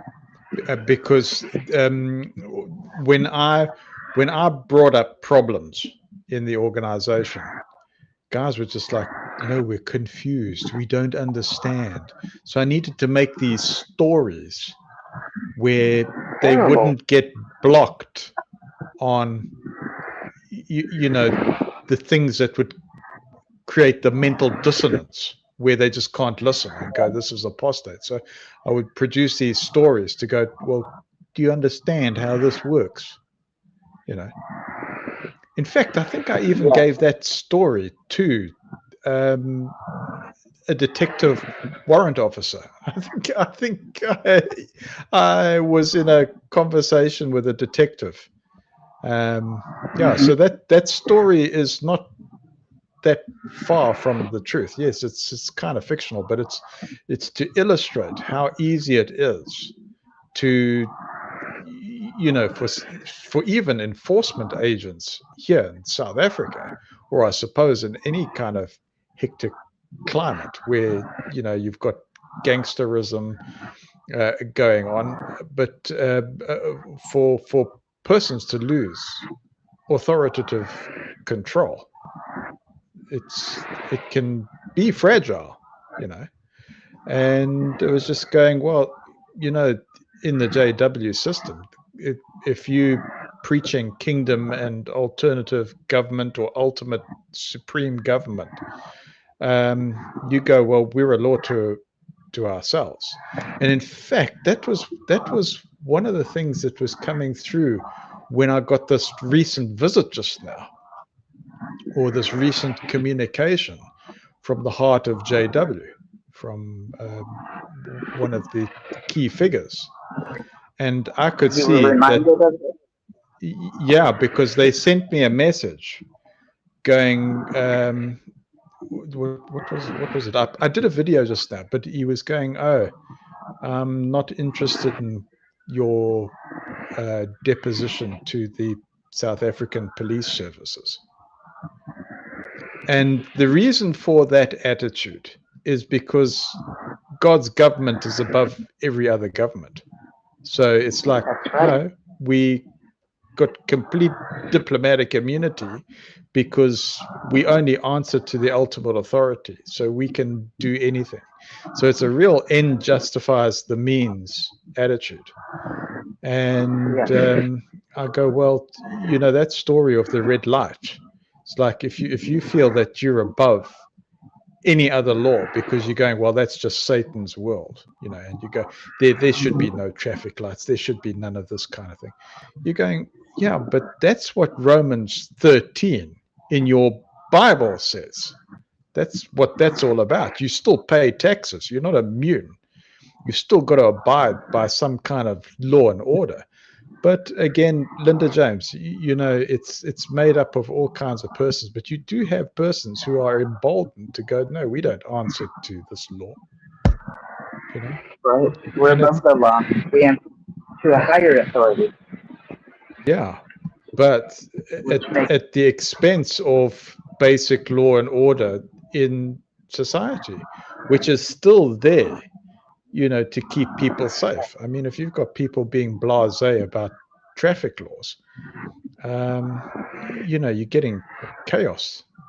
And I think I did come across those kind of minds, not just this recent one, but I was finding those kind of minds in the Bessel culture. And it's almost like, well, oh, are you going with trucks through different countries? Can you take these packages and shove them under your seat when you travel through the border post? And you're going, that's amazing. What? Of course. Yeah, because we're all friends. And if you don't do that, you're not part of the club. That's right. Yeah. So again, that's why I talk about the hazing ritual. I go, that's a form of hazing. It's, you know, to get into the inner club or the inner clique. And then if you've done that, remember that they've basically compiling dirt about you. They're going, oh, there was that time that you did that. Did you know that we recorded your message? You know, and you're going, gee, that's so easy to get into these. See, that's what I've been thinking has been going on. That keeps those in higher positions, higher up in the echelons, that they have something on them, to where they can't really leave easily if they did choose to. I'm still processing that contact from Bessel. I was amazed it actually happened. I was going, what? I'm not. Oh, the OC visit said this is like a bad girlfriend. Yeah, Collins, that's what he said, right? He says, oh, that's your and of toxic. Course you missed, yeah, of course you missed them. This has been your culture for how long? You know, even when you step away from something that, you know, has some toxicity, doesn't mean you're not going to miss them. So what's the advice for handling that kind of situation, Linda James? Because I'll share what I did.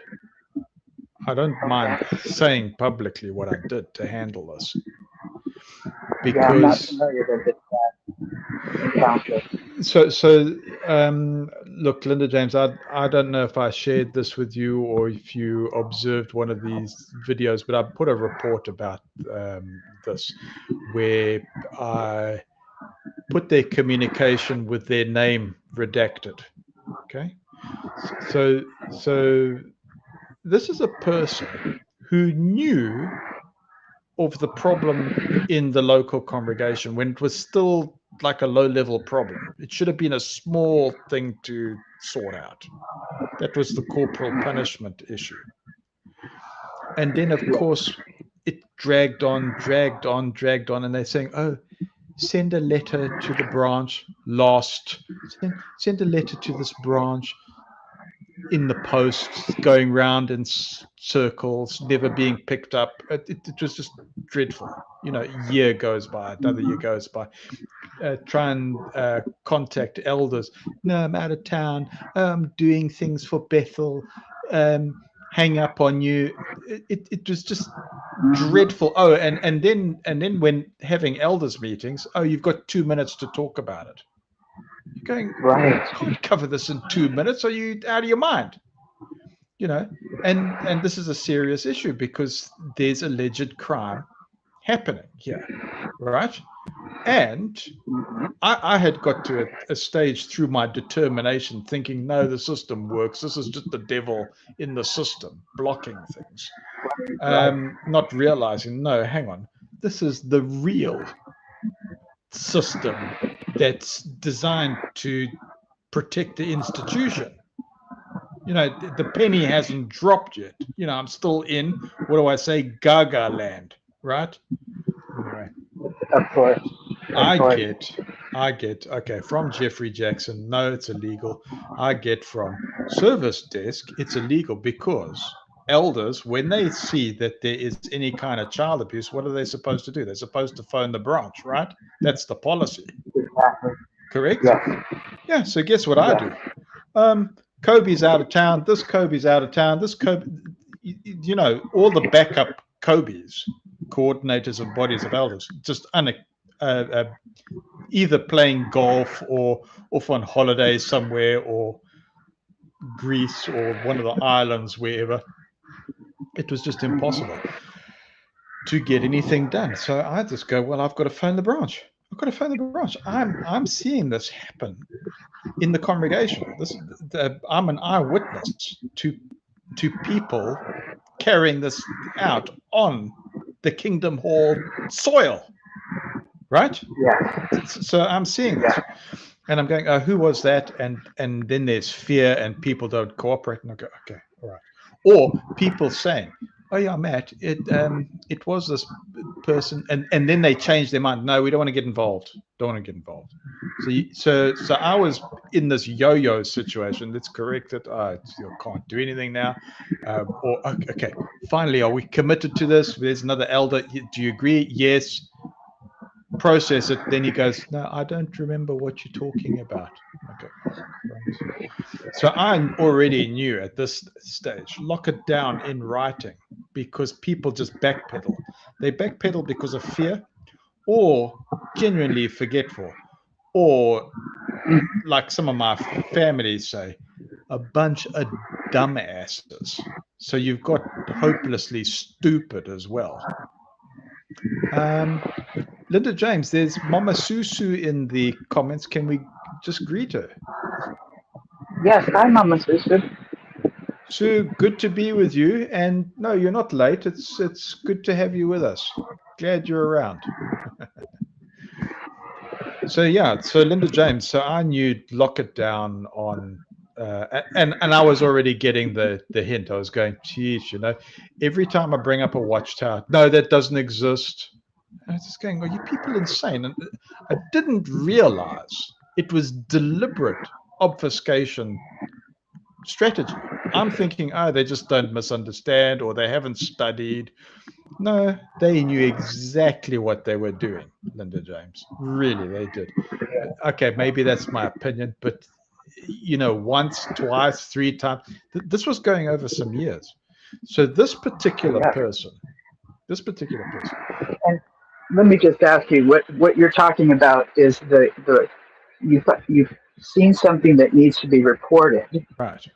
Which the shepherd of the flock book says contact headquarters. Correct. And that's what you're attempting to do. Right. And in your attempt, you keep hitting all these impasses that you can't get through. Yeah. And that takes you years. And I'm going, it's my fault. You, of course, that's what you would think, but they kept setting up the reasons why you couldn't get through. Yeah. And then I would get an elder saying to me, oh, by the way, this field service group, you're no longer the overseer. Why? I don't have to explain. You just accept it from Jehovah and take it humbly. What? Yeah, but when was the last time you actually shepherded this congregation? You hardly even hear, and you suddenly walk in and you tell me I'm no longer part of this group or whatever. What is going on? No, we don't have to explain. Cheers, bye. It was all this kind of stuff. Yeah. So when you lose privileges, that's a punishment. Yes.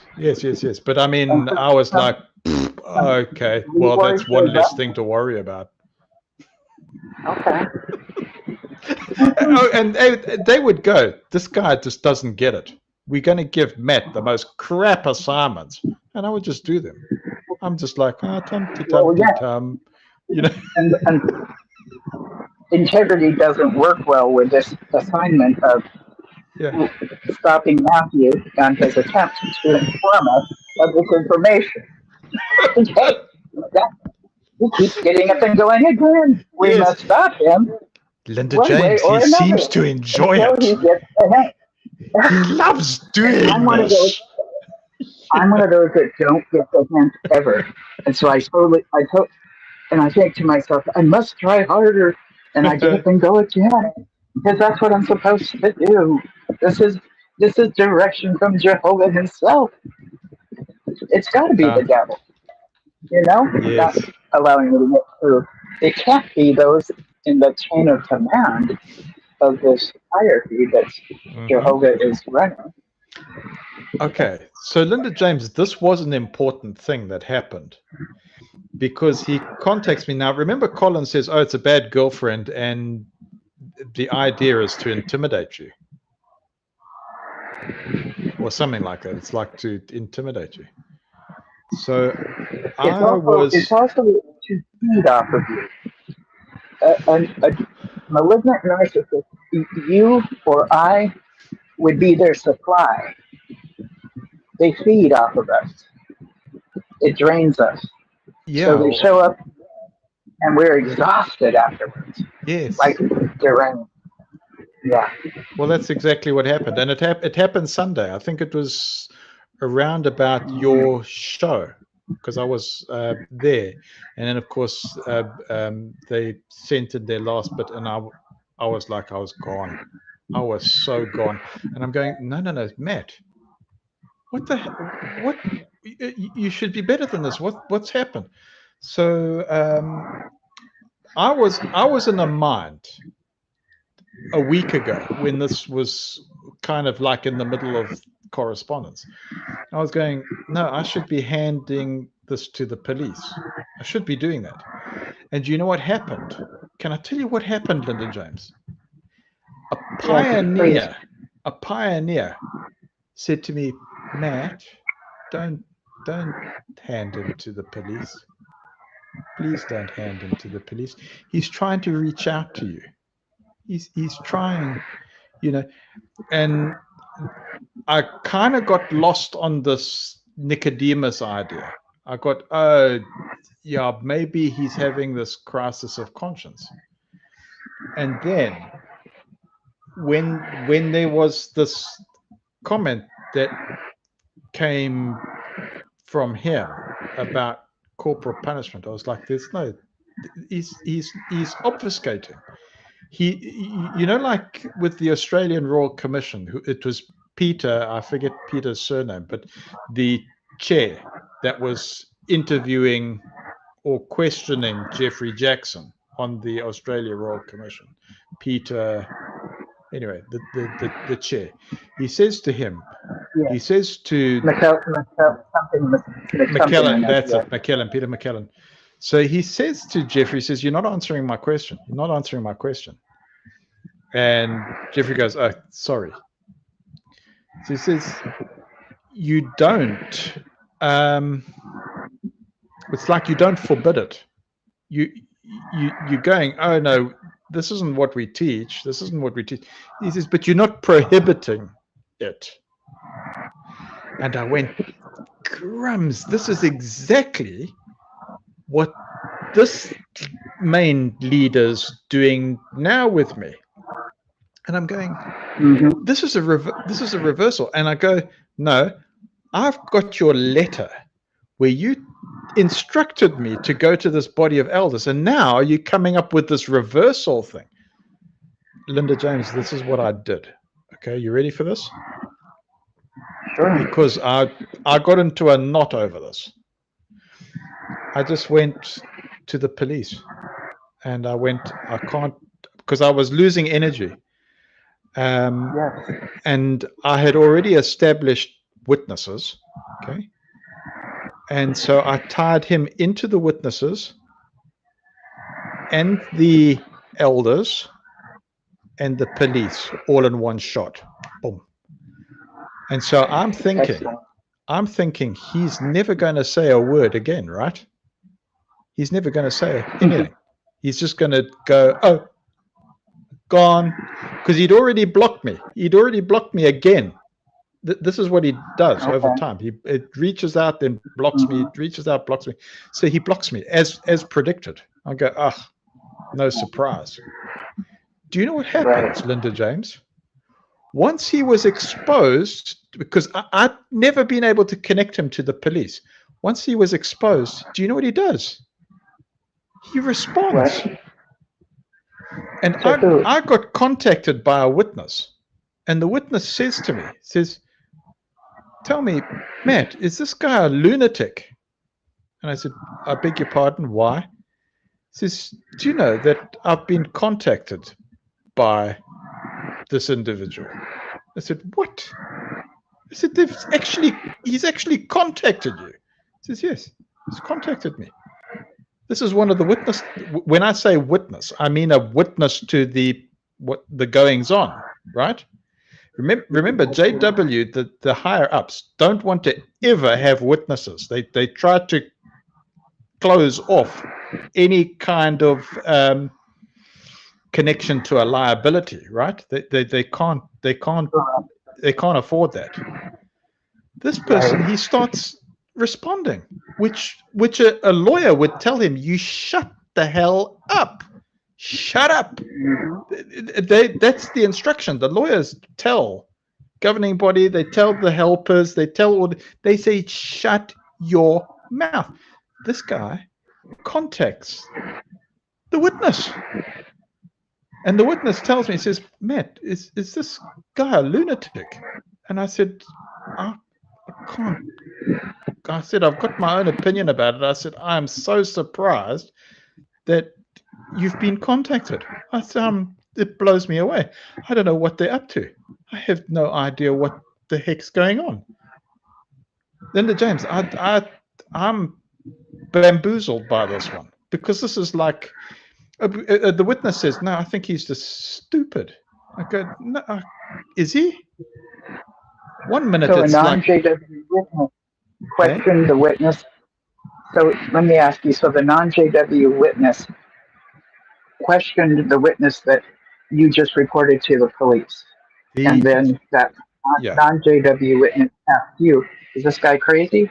So is that correct? So the JW leader who contacted me, I'll lose my energy, like you say, the narcissist thing, feeding off my energy. And I just go, I can't do, I'm not doing this anymore. I've already done this for years. They've had chances. And I'm like, I know I've been advised, don't just stop troubling the police. And I go, wrong. I'm going to connect them to the police, and I'm going to connect them to the elders, and I'm going to connect them to the witness, or to the witnesses, or those that are observing. So I did this. But the JW leader contacts the witness. And the witness comes to me, I think it was today. It was either the day before or today. I think it was today. It was today. He says, Matt, is this guy a lunatic? And I said, I've got my opinion about it. I reckon that they are heavily medicated. But yeah, I said, so you've seen it. So the difference now, Linda James, is my advice to persons.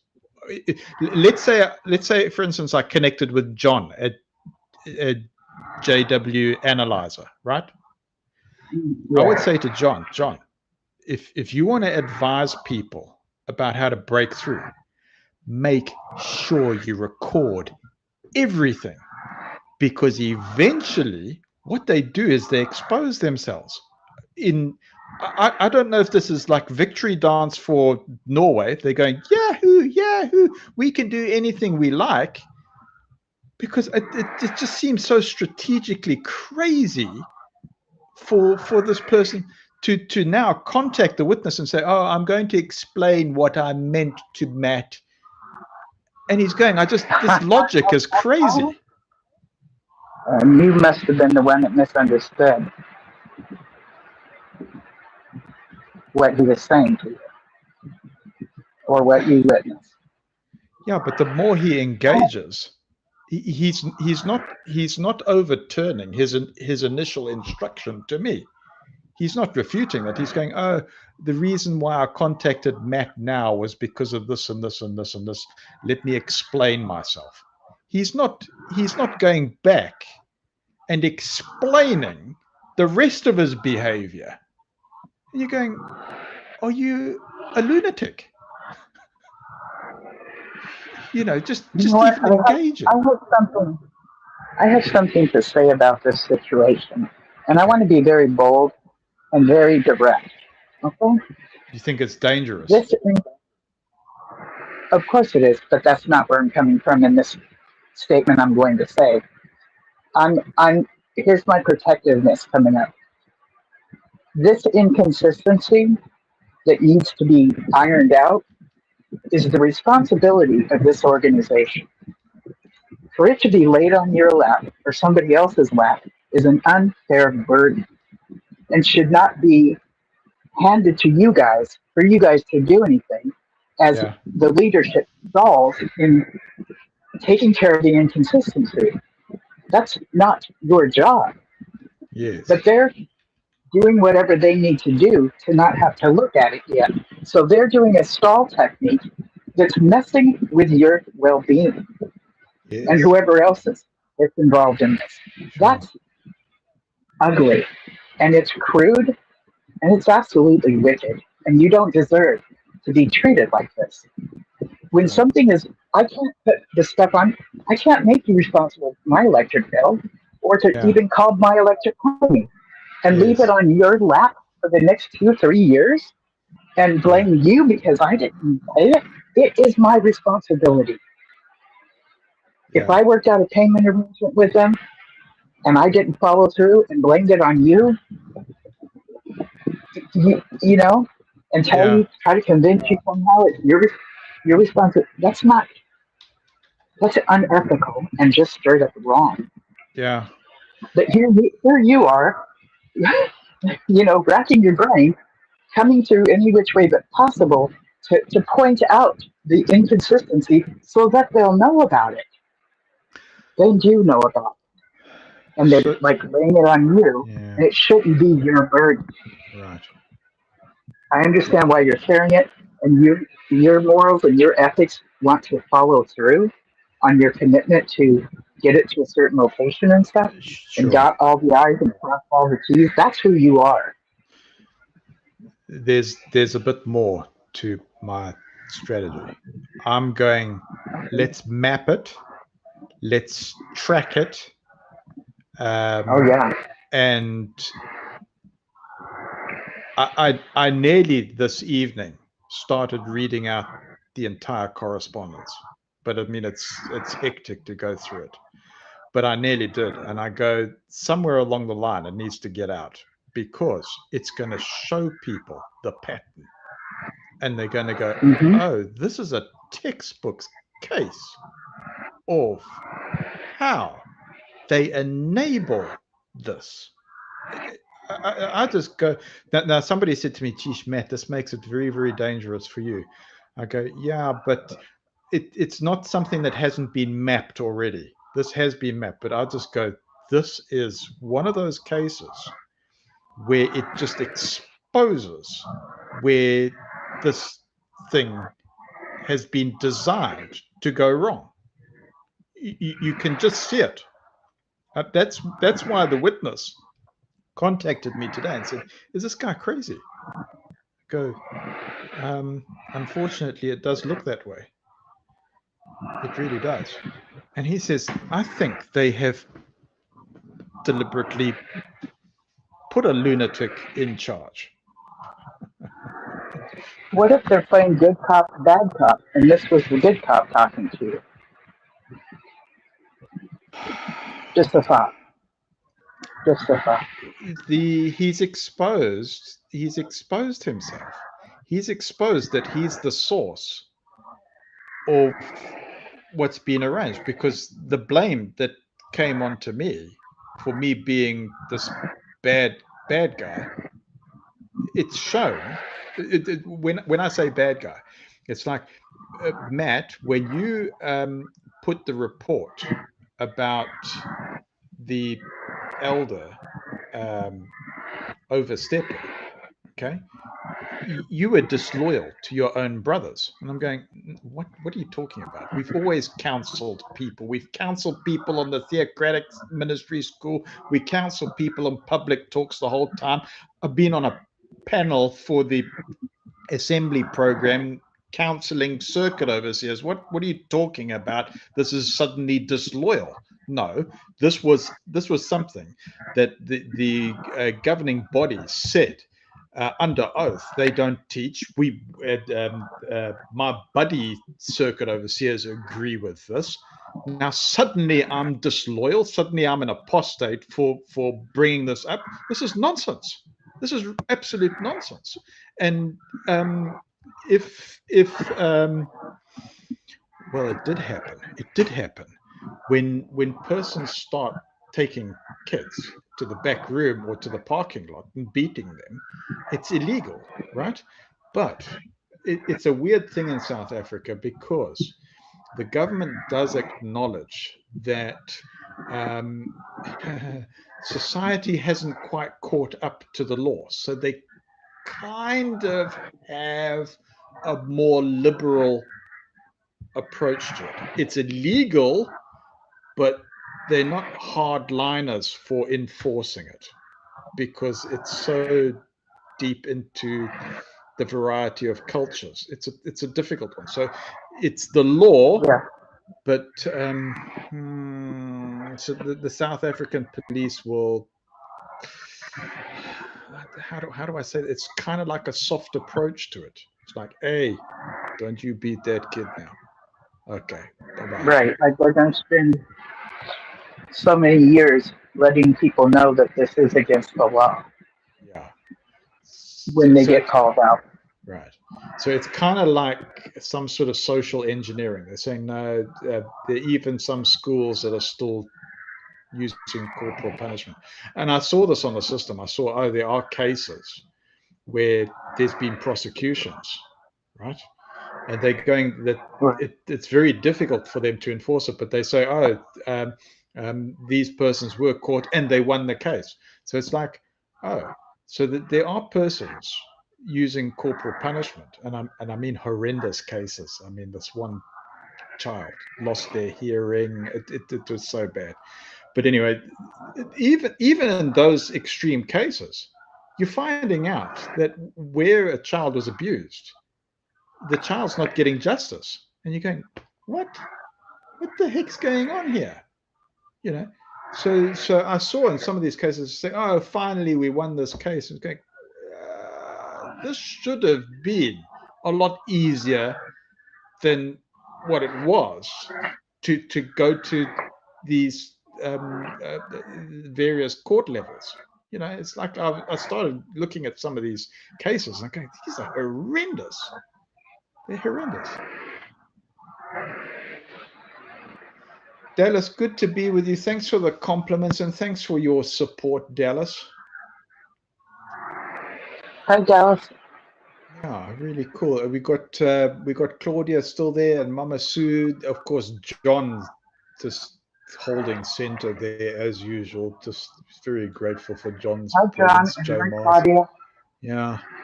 Who else have we got here? Yeah. But anyway, Linda James, thank you very much for your input. It's been winding me up. They think they're kind of like this rule that we don't take our brothers and sisters to court or to the police. We would want to handle it in-house. Right. And so since you've taken things to the police, you're now considered a betrayer? Yes.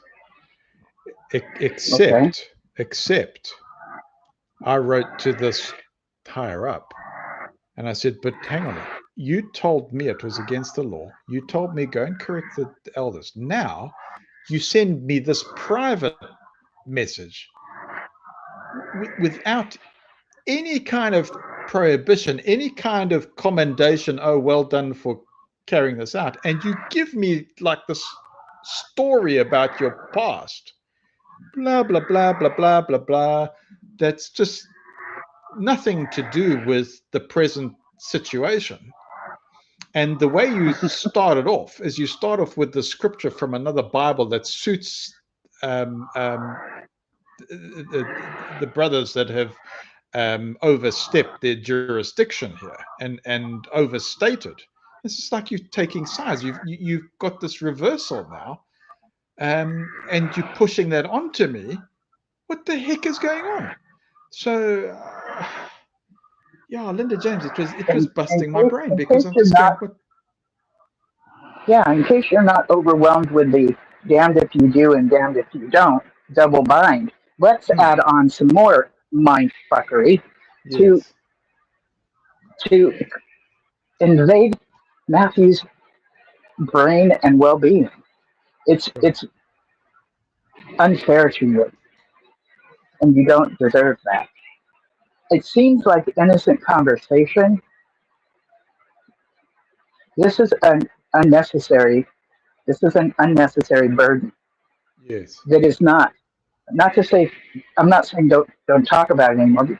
Talk about it as much as you want to, however long you want to.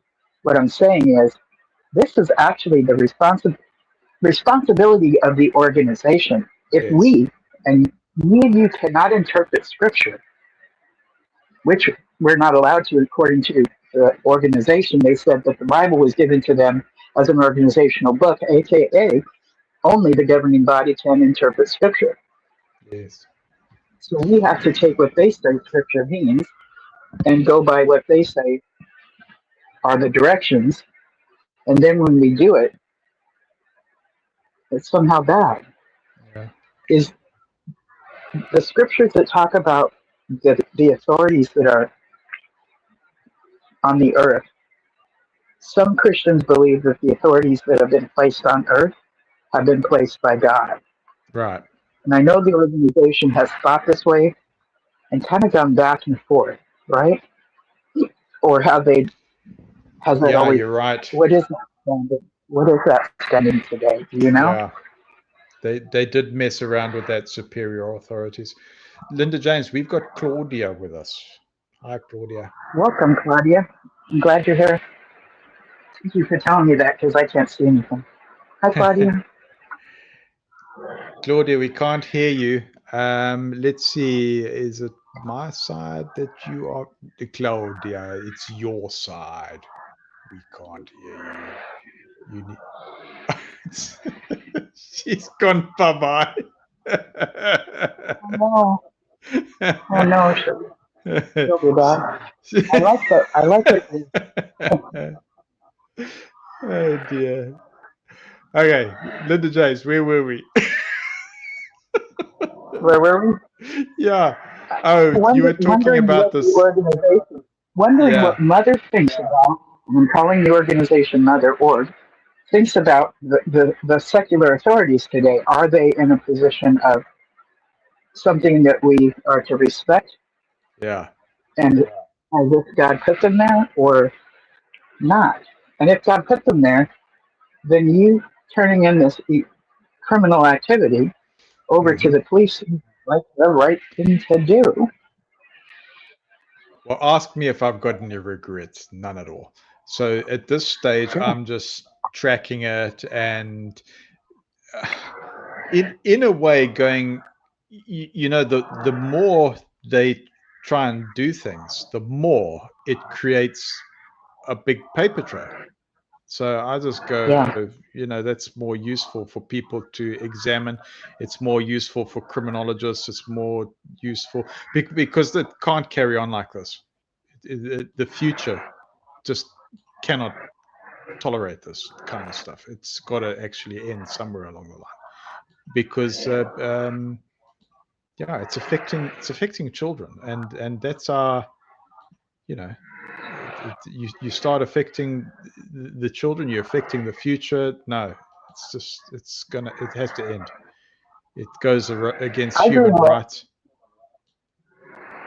Yes, I grew up believing that the rod, and anytime I was hit or spanked or anything, I grew up believing that that's what God wanted my parents to do to me. It was horrible. So to have that mindset of being abused above and beyond spankings, and to think that's what God wanted me to receive, yes, as if it's loving me. The scripture says, don't spare the rod. it's a form of loving your child, right? It won't kill them. Right. So this is love. This was love. Yeah. It's not discipline. It's punishment. Yes. But you see, if you've got an obedient community, if you tell them, by the way, Jehovah's told you ought to go to war, you know, like the Israelites against the Philistines, you know, says Mhm. this is, if you have an obedient congregation, they'll do anything. You say, oh, you got to go to prison Absolutely. because you're going to tell the government that this is a conscientious stand. Guess what? You're going to go to prison, right? So Yeah. you've got this compliant, like we were talking Jim Jones, you've got this compliant people that have been conditioned in this way, if you want to say, you know, hypnotized into this way of obedience. Okay, so Right. And when he would do these drills, he would have different people shooting guns, and they would have other people in the bush shooting guns. So Jim Jones would act like other people are there to. It's the government coming after us. So they yes. went through that fear, that trauma bond too, during these drills as well. Well, what was the Norway win about? Matthew, can you hear me now? Yeah, we got you, Claudia. Welcome back. I'm only coming on for a second to inform you that there's a horrible Darth Vader background sound. I can also hear it now, and people in the audience can hear it. And it Okay, sounds so extremely if I mute, extremely demonic, it's scary. For an ex-Jehovah's Witness, it's so scary, and I don't want to last any longer life. You know, I only come on to tell you, okay, get rid of this background sound. I think it's like demonic. waves from Linda horrible. James, because if I mute Linda James, it's off. So it's some kind of interference that's coming from California. It's I not think. good for the channel because we all used to be very sacrificial, holy people, and we don't want these demonic background sounds. Get rid of Okay, it. And I'm going to bed now. I'm just telling you. Claudia. Appreciate that. So yes, it's some kind of technical thing with Linda James's transmission. I don't know if it's like waves or something like that. So Linda James, I think it's some kind of background noise or something like that from your side. I don't know what it is, but it's like some sort of waves. Ask Claudia if she still hears the demons. Oh, it's gone. Are they really? Ghostbusters. Listen, it's whatever's happened, it's been exorcised. You know, holy water, who knows? Something, yeah. Maybe Claudia showed up and did that.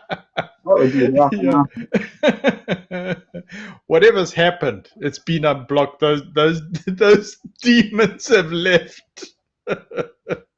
But anyway, thank you very much, Claudia, and thank you, Linda James, for that and taking that in an upbeat way. Thank you. But yeah, your points there are very good. But it's so funny because I grew up being called a demonized bitch by my mother my whole life. So hearing this is like funnier than funny. It's like, oh, okay. Yeah. It's amazing. But look, we are dealing with this kind of subject, isn't it? I mean, these are. This was Norway's argument. They were going, oh, you know, we haven't reached the threshold of harm or of evidence. We haven't reached the evidentiary threshold that we have to go, oh, this is a problem. And you're going, yes, because you had inhibited the reporting. So you're going, oh, you know, these people that are coming in and saying, oh, this was our experience. We are telling you why there is not enough evidence, because we were never taken seriously. When we presented the evidence, when we presented the photographs, when we presented the paperwork, it went missing. It disappeared. It got rerouted. You know, this has been people's experience. It's so much so that it now has to just go down to affidavit level, and they go, oh, well, that's just one person's experience. It's not the evidentiary threshold that we need. And you're going, well, the more that this happens, the more it's just exposing the flaws in the system.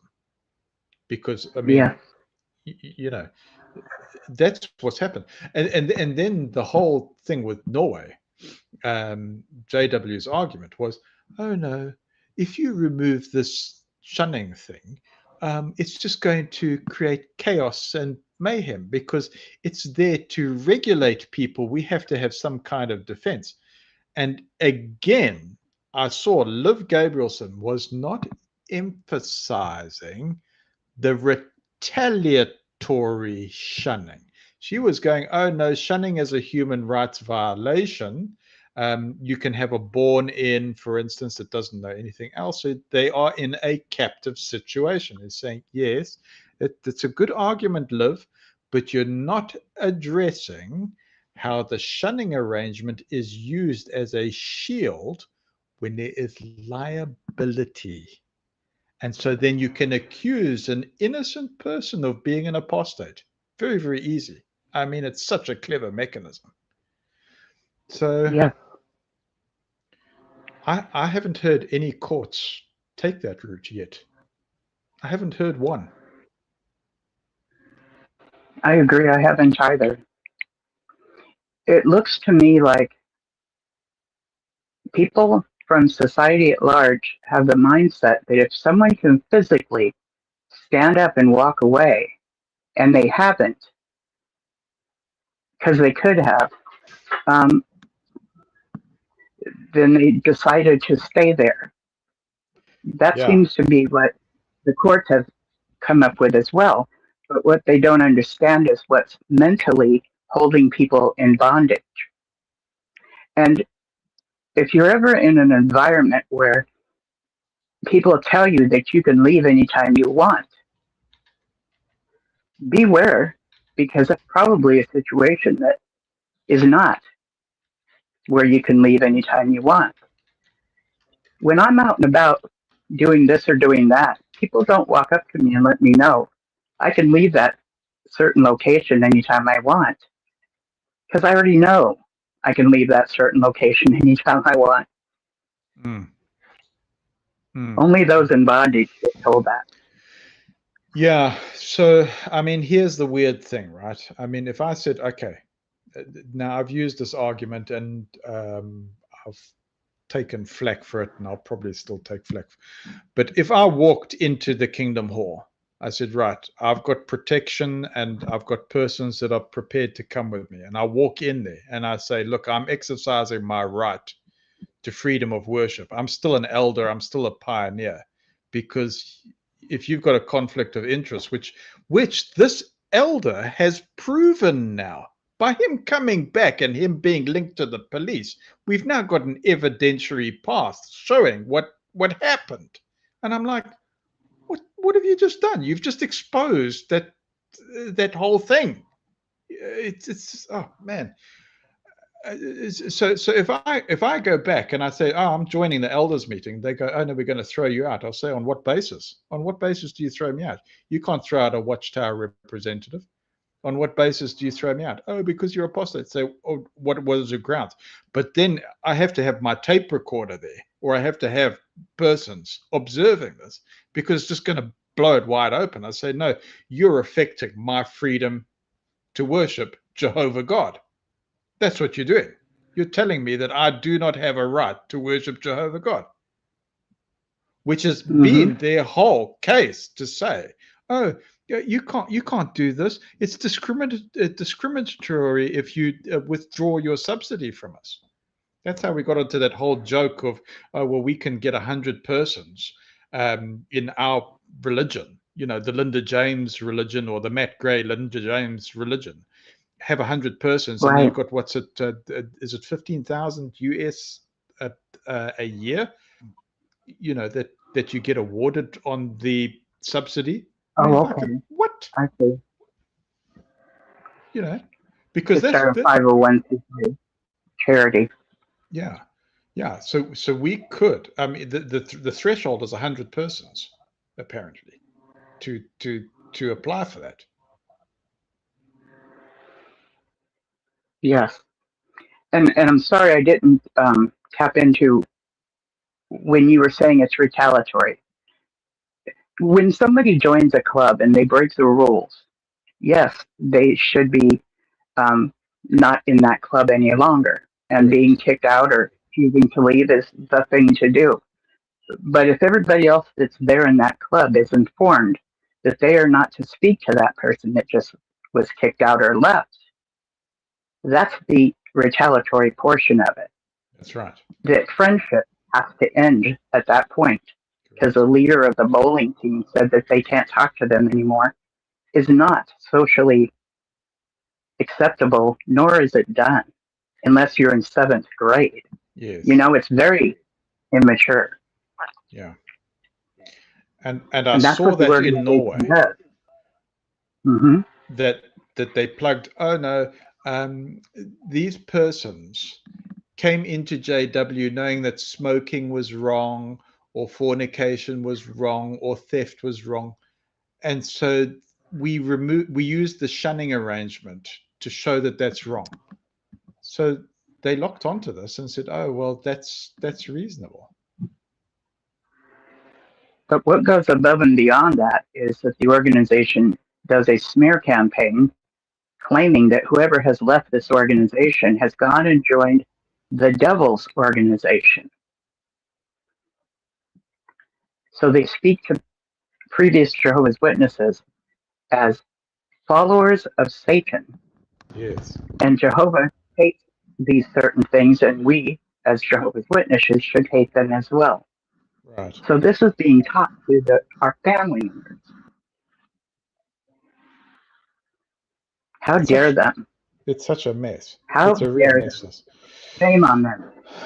So, yeah. No, look, I've been thinking about this. So Linda James, I have one incredible set of correspondence, and I'm just going to go, I don't know how to put it on, you know, like a YouTube forum because it's just so big. But I mean, you could follow. You could say, well, we're going to run a simulation here. You say, right, imagine this situation. You've just witnessed something go wrong. How would you correct things? How would you correct things? Because this would be your first step by the book. This would be your second step by the book. This would be your third step by the book. And dun, dun, dun, dun, dun, dun, dun, dun, all the way to the present day by the book. And it's failed. Mm-hmm. And you'd go, well, put that in the court. Go take a look and tell us that the system's secure. By the time you get to court, the lawyers are going to say that you get to use your own conscience and do not have to go by the shepherd of the flock book. Sure. That you get to use their own conscience. So they'll throw you under the bus. That's right. And that's what happened with this recent contact from the branch. He's going, oh, I'm emphasizing that it's up to the parents to exercise their conscience whether to agree with what came from the platform, even if they were told to obey and that there would be sanctions upon them. They voluntarily put themselves in that situation, didn't they? They weren't forced to be in that situation.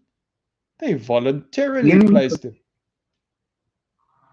You mean to tell me that directions from the platform coming from an elder that was placed there by Holy Spirit would be something that the ordinary rank and file Jehovah's Witness can use their conscience about and live their life in a manner of disagreeing with it and not following those directions? Yeah. So that was their argument. That's what this JW leader who contacted me just pulled. I've got it in my video. He goes, oh no, it's up to the parent to decide whether, he implies it very, very carefully. So he quotes, not a New World Translation Bible, by the way. He doesn't quote that. He quotes a Bible that talks about giving strikes to a boy. Okay, it's different to the New World Translation. He chooses the Bible to support his argument. Okay, and all he does is he just puts it there. So it's implication. So you could say it's a gaslighting method. He just goes, no, all I did was I quoted a different translation. That's all I did. Oh, little mistake. You go, well, since when do you suddenly use these other Bibles? Why aren't you using a New World Translation? Anyway, so he puts that down. But then at the end, he goes, oh, but it's up to the parent to decide what to do. We haven't told the parent to do that. That's the parent's decision. If the parents decided to do that, that's nothing to do with us. So my mother used to hand me my book of Bible stories. And before that, the Paradise book, Paradise Lost, Paradise Gained, because some elders told her to do it. But that was her decision. She could have not done it, right? Right. And then if she's so this reminds me of, then it's her fault still, because she said she voluntarily would come under that arrangement. So it's her fault still. It's just, wow. Yeah. She would not have been bringing me up in the way I should go, right? Now, this reminds me very much of any kind of abuse. The organization states that it's the parent's responsibility, never the organization's. So if a child is abused, the organization doesn't have to take responsibility because it was the parent's responsibility to keep an eye on their children. And it's a parent's responsibility to decide whether they are going to spank or hit their children, right? See how those two correlate? Oh, yeah. It's so amazing how their teachings and their directions aren't really directions. But see, this is the mouthpiece of God. This is the group that Jesus picked between 1914 and 1918, right? Because this was the only one suitable for Jehovah God to use to speak to his people, much like Moses spoke to much like Jehovah spoke through Moses to his people. Yet, whatever God's telling us is we can just use our own conscience and not do it. Seems preposterous and gaslighting. Dallas has got a few comments. He says, sure. He says, oh no, so J Mars says the Paradise book was creepy, and then Dallas says Parasite. He comes up with the best alternative names, I know. He says, Dallas says Parasites Lost. Yeah. That's in Dallas. Oh dear, I can't even say it. Parasites lost, parasites regained, he says. But I can see the next comment. He says, my book of horror stories. Yes. My book of horror stories. An ordinary church shows like these children's books where the Noah's Ark is like curved and the characters are like round and they're like make believe, like they're not real human behaviors or else they're superheroes. So it's age appropriate. And what we are looking at is crazy stuff. Dennis is on a roll. He says you can live forever with parasites on Earth. That's what we're doing now, yes. And if we were a Scientologist, that would be even more accurate, right? I was God. Dallas, you had me. You got me good. You could work forever in the God.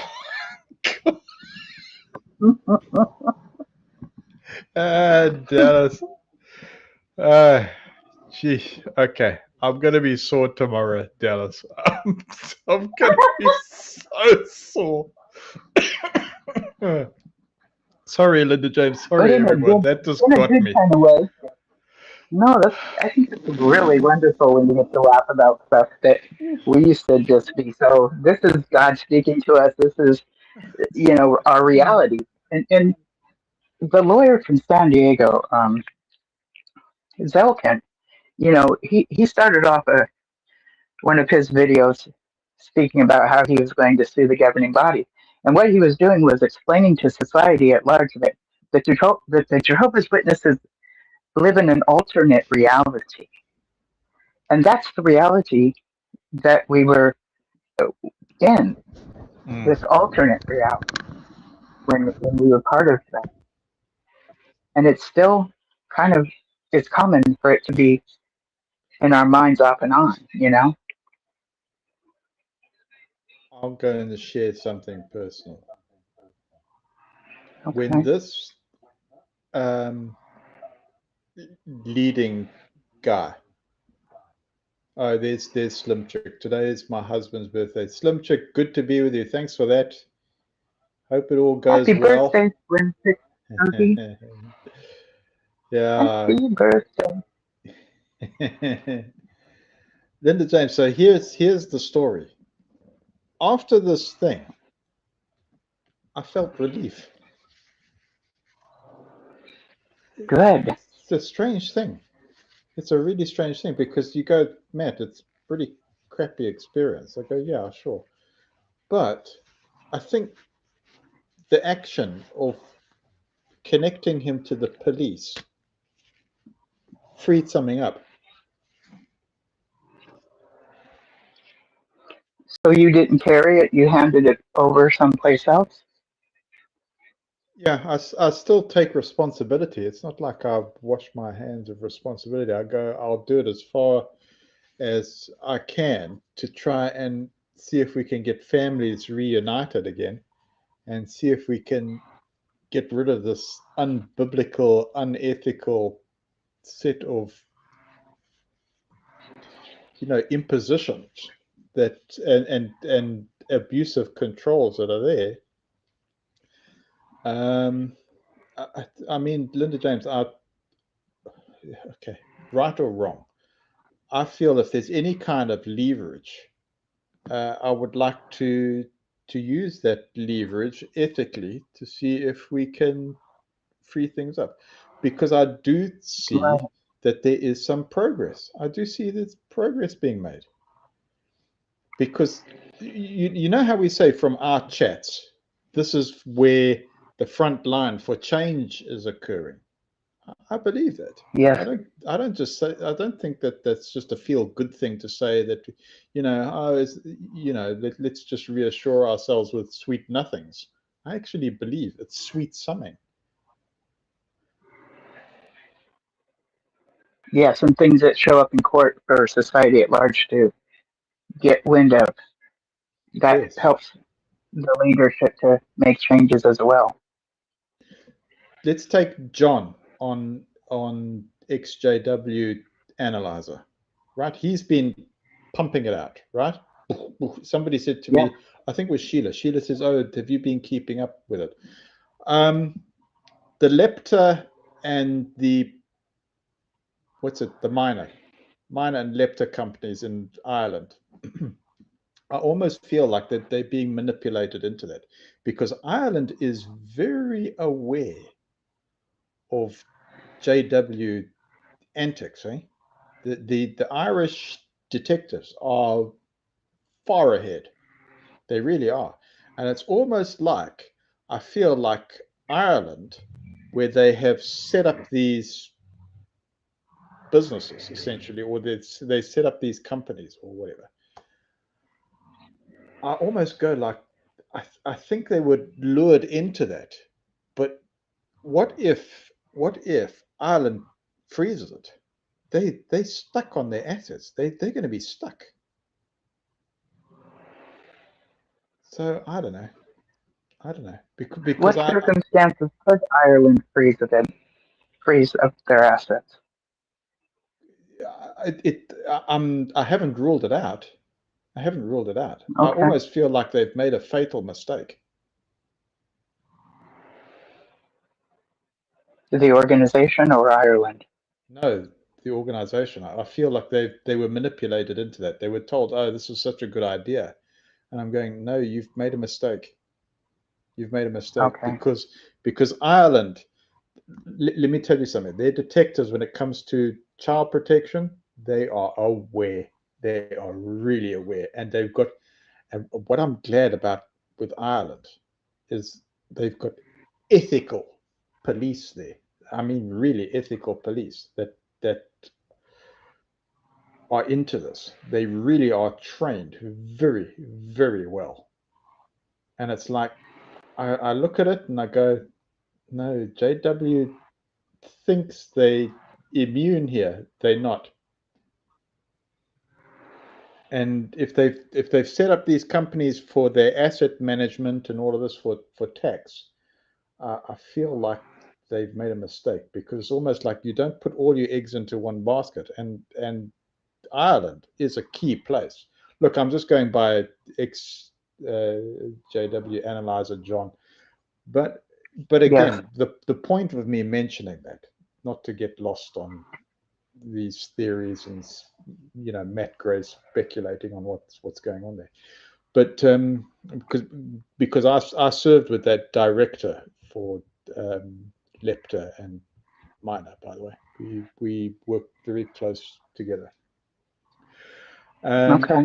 But what I'm trying to say is the changes are coming from persons like John.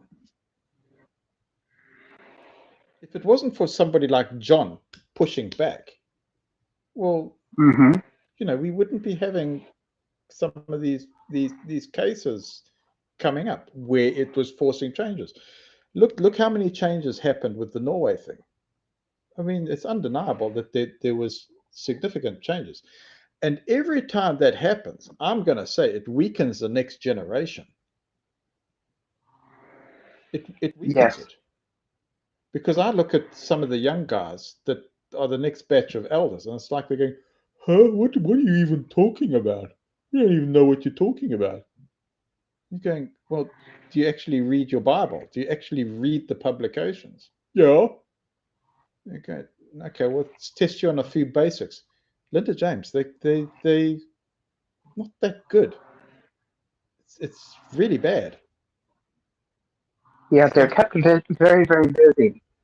An ordinary Jehovah's Witness is kept very, very busy. It's hard for them to, do what's expected of them on a regular basis just as a single person, and then do what the organization is requiring of them, and then have Bible reading time as well. Yeah. And they can't can you recall your last Watchtower? Huh? What? Okay, where's the memory? Do you ever remember a time having to memorize something like reasoning from the scriptures? Do you ever remember doing that? You relied on your brain. Yes. You guys don't. It's like, oh, go check the website. Oh, go and look it up on the app. You're going, no, why don't you tell me how it works? Why don't you recall, the footnote or something? Oh, no, you should go and do that. In other words, you have no idea. You've got no idea. Yeah. I'm really appreciating the way John is presenting what he's presenting. And as he's presenting it, he says, I discovered the answer to this other thing as I was researching for this, under this. And he's also bringing up Randall Waters, if you notice. I don't know how John does it. John's like a supercomputer to me. I just go, that's the genius. He's a genius in his own way. I go, and he's an underappreciated genius. I appreciate him greatly. And yeah, he's like off the charts. Yeah. And so is his wife, I don't know his She has a different flavor. I haven't come across her. But yeah, Okay. whatever method he's using to process things. If he's using AI, whatever it is, brilliant, really brilliant. And that's where the changes are coming from. I go, geez, that's where the ethical changes are going to come from. Yes. During the Australian Royal Commission, society at large got to find out that when a alleged victim was being questioned by the elders, the alleged perpetrator could be in the room. What the organization has written out is that the alleged victim has the right to confront their perpetrator. Okay? That's the most unrealistic statement ever because they're victims. Okay? So that re-traumatizes them. So this was brought out. So that did change between the Australian Royal Commission and the time that they came back 3 years later to answer whether or not they've done any changes. That doctrine changed, and they no longer do that. So it's written somewhere that they're not supposed to do that. Correct. So although that changed in the front face, it didn't actually change in practice. And that's why my information is very good, because I tested that and they failed. Mm-hmm. So there was a case of child abuse, and I said, oh no, because there's a case of child abuse, this can be handled through correspondence, because you shouldn't have to have a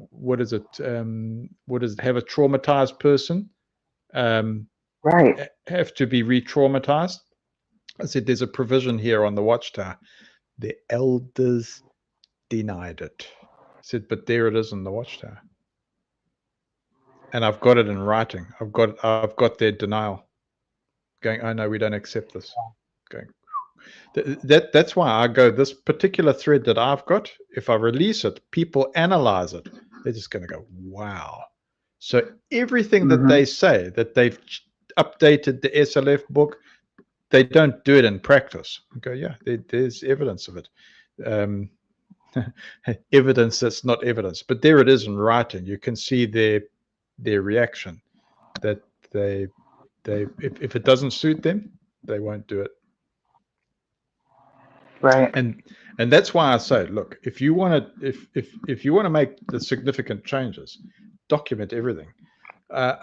There's an elder that's in correspondence with me in the States, in Florida, and he says, Matt, I see this is wrong, or I see that's wrong, or that's happened. And I said, are you documenting this? He goes, no. I said, why not? He says, no, because I'm a window cleaner and I haven't been trained how to do this. I said, yes, just keep a record. That's all you have to do. Don't necessarily overanalyze or say you need to be the scholar or anything. Just create a paper trail. Just do that. Because the more you do that, the more stuff gets to the saturation point where you can't deny the patterns anymore. It's so important to keep to the records. And what do they tell you to do? They tell you, we don't want you making records. That whole system works on closed door, untrackable. You know that they've got their own proprietary email system where their email disappears after a certain time. You know that, eh? They email who? The superiors from within the organization? So when I was writing to elders, they said, oh, Matt, you can't use Gmail, for instance. You have to use the organization email system. Right? Okay. Do you know about their email system? I do not know. So it's a version of Outlook, but it's got ephemeral email retaining policy. In other words, if there's an email that's in there longer than maybe a month or 3 months or something, whatever the retention policy is, it just gets shredded. Wow. Okay. So for a long time, when they introduced that, I went, okay, you're forcing this thing. I know if there's like a child abuse case, I can't rely on their internal recording system. That's pathetic. It's terrible. So I linked it to a system to preserve the mail, but it was a schlep because Microsoft got its own like lockouts and things like this. So I'm just going, okay, we have to have a photographic system to photograph the mail that's coming in, and that was how I got round that system. I was going, oh, no, the circuit overseer wrote to me about this. Dunk, there it is. He wrote to me about that. Dunk, copy. Because their whole email system is just designed to just evaporate stuff. So you're going, oh, yeah, there was something. Oh, man, I can't remember it now. It was about a year ago. Well, forget it. And they tried that with me. They said, oh, we've sent you messages on the email system. I said, no, look, you can't do that. You've already got a conflict of interest. And what you're trying to do is you're trying to isolate me into this system. And then when you've obfuscated and delayed, it's just going to evaporate. No, not going to do this. Not going to do this. You're pretty on top of your emails. You check your emails quite often. You're very on top of those. I can't imagine you missing one for months at a time. Linda James, when I got on board this work, I really got on board this work. There was a reason why I was only sleeping 3 hours a night. And that was for a good 25 years, eh? Okay. I was working solid. But if somebody came to me and says, oh, we've got an abuse case, I was working on it. I actually thought in the organization I was doing good. I thought I was really representing Jehovah God on the cause of people's justice. It really took me a long time to realize that the system was weighted against me within the religion. That's why I go, I was stupid.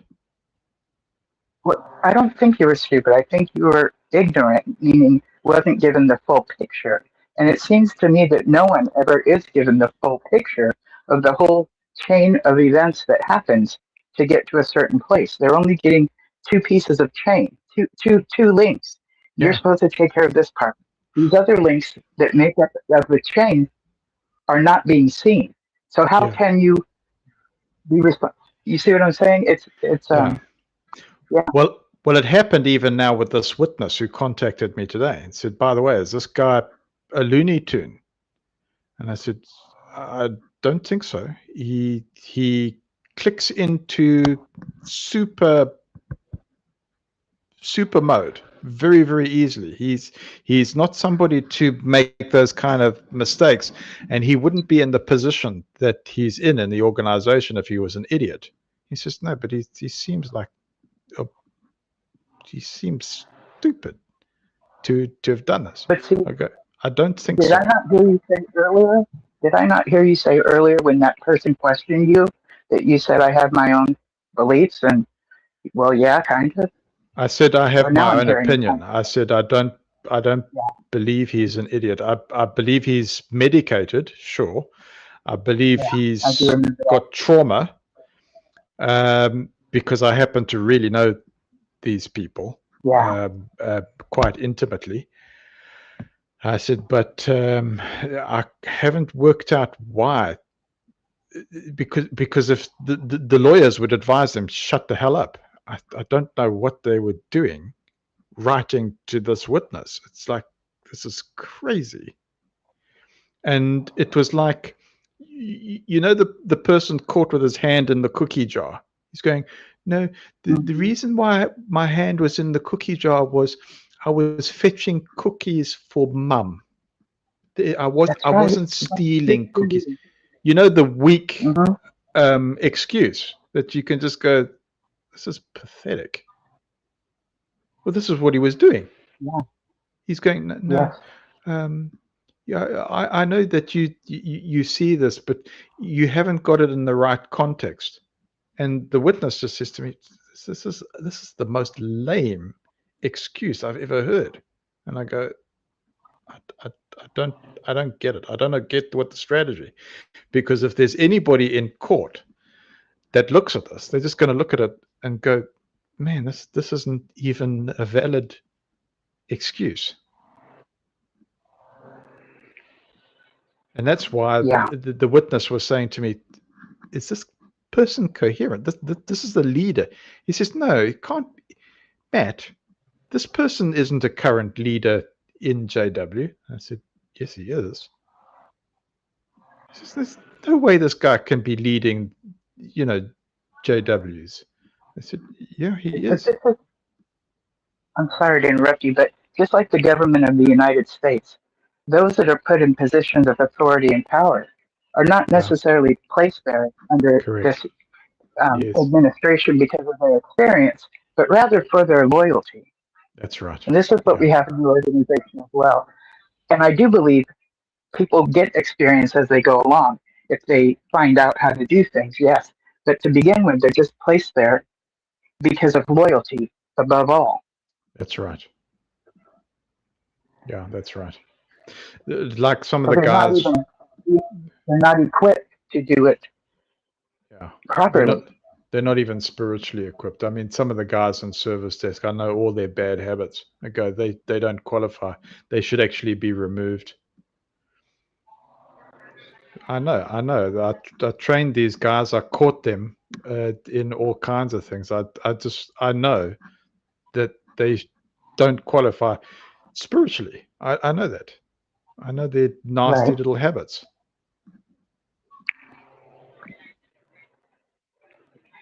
That's the great hypocrisy. So it's like you say, it's the loyalty, being a yes man, that's what puts you into those places. And like you say, it's not the intelligence quotient. In fact, I put it to one of my pals who talks to me and goes, yeah, I know, quite aware of what's happening with the fracture in the organization. I said, tell me, when there's a selection of circuit overseers and they do the profiling, do they make sure that the intelligence is lower than the branch committee? He says yes. It's one of the criteria. They mustn't have an intelligence that exceeds the next line in the chain of command. They've got to show less intelligence. That's the criteria. If you excel, then you're a threat to the system, and you get the assignment of the Namibia desert or something. That's very strategic. Yes. But that's been interesting, I'm glad Linda. to hear that the last situation, it didn't feel as heavy as it has in the past, that you felt relief. That's really neat to hear. That is really cool to hear. The past couple of weeks, you see, you also observe me and you go, Matt, I can see something's up. And I go, yes, Linda James, you very sharp on that. You're quite right. I think Sheila also picks it up. Hey? Oh, yes, she does. She picks up on it like neon signs. And OC Visit, when he showed up, I could just see the weariness on him. And when he started to explain he might have to go to a different country for work, it's like, oh my God, I can't even, And then power outages and all that. My goodness. I wanted to really talk with Colin because the open circle's for him as well. I mean, I go, okay, Colin, you've been doing this a long time. Linda James, you've been doing this a long time, but I also go, this open circle's for you too. It's for me, it's for Colin, it's for Sheila, it's for Dallas here, it's for Slim Chick, it's for John, it's for everybody here to make use of, to get rid of this. I was about to shout goddamn trauma. But we all carry these various traumas to a greater or lesser degree. But I go, but the whole idea is we still got to come in and be able to try and heal somewhere in order to try and make some steps forwards. And I can't But say I that. see that. I see the growth in you when you said you weren't as affected by it with the heaviness. To me, that's like you come up with a solution that lifts some of that off of you. That's huge growth Can I tell you as when far that as occurred? you felt whole. It occurred when Sure. I connected it to the police, and I just didn't want to do it. I was like, gosh, I just don't want to do this anymore. And I let it go, and I was as ethical as I could be. I was going, I'm driving this by ethics. Okay? Yeah. And I sent it Yeah. off, and I sat in the chair, and I went, okay, Yeah. I've done it. I didn't want to do this, just didn't want to do this. And when I did it, I felt physically, I felt something lift. And I went, okay, well, that's, even if it's something, it's a step forward in the right direction. And then I went, okay, well, be careful, Matt, because you are playing dangerously here. And of course, persons like Sheila are going, geez, Matt, are you sure you're safe? I go, I have never been sure of being safe for years. Yeah. I hear you. But I can't say that I don't feel no danger. I absolutely do. I was even going, geez, could I even be getting danger from the police? I mean, if they feel exposed, I could go, geez, this is South Africa. It's like the Wild West, eh? Mm-hmm. And I mean, I'm living on gangster territory here.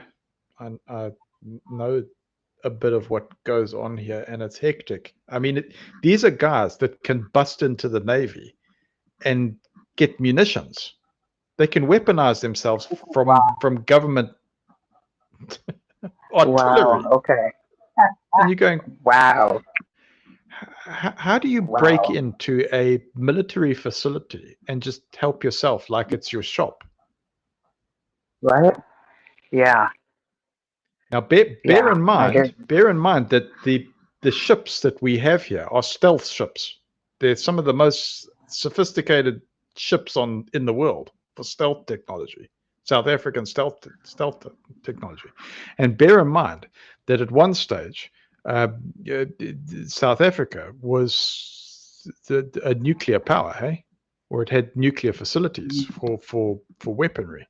Now they say, oh no, the only way that they could get their new government in was if that stopped. Really? You reckon that stopped? No, I don't believe that stopped. Don't tell Trump, because he might take a visit over there. Well, on the mountain, we've got the American embassy over here. It's a very sophisticated embassy, and we've got a listening station on the mountain here. And I'm going, okay, well, how come there's such a big American presence here? Oh, I know why. What is a listening station? What does a listening station do? It intercepts communications. It's, what people are talking about over the phone or Yes, so I mean, even your cell phone towers, there's various devices that you can connect to it to see what's pinging off the towers. It's not as secure as people think it is. It's like very easy to, yeah. I mean, I think about some of the technology that was available to us through IBM when? During the 90s. Yeah. Oh, geez.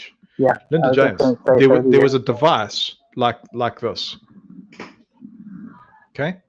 And I could point it at a house. I could point it at a house, and I could hear what they're discussing in the house. Oh, wow. Okay. That was 30 years ago, 35 years ago, we had those devices. I mean, then in Zimbabwe, the children knew never go in the tree to pick out what's called a cobra can. Cobra was a metal tin of polish. It would be floor polish. But those tins that were in the trees had Russian listening devices. Okay. Oh, how fascinating. So the children knew Yeah. never climb those trees, because that device is government. And if you're caught with that, you are going to disappear. Do you understand? Yeah. And I mean, that was 30 years ago. That's how sophisticated that stuff was.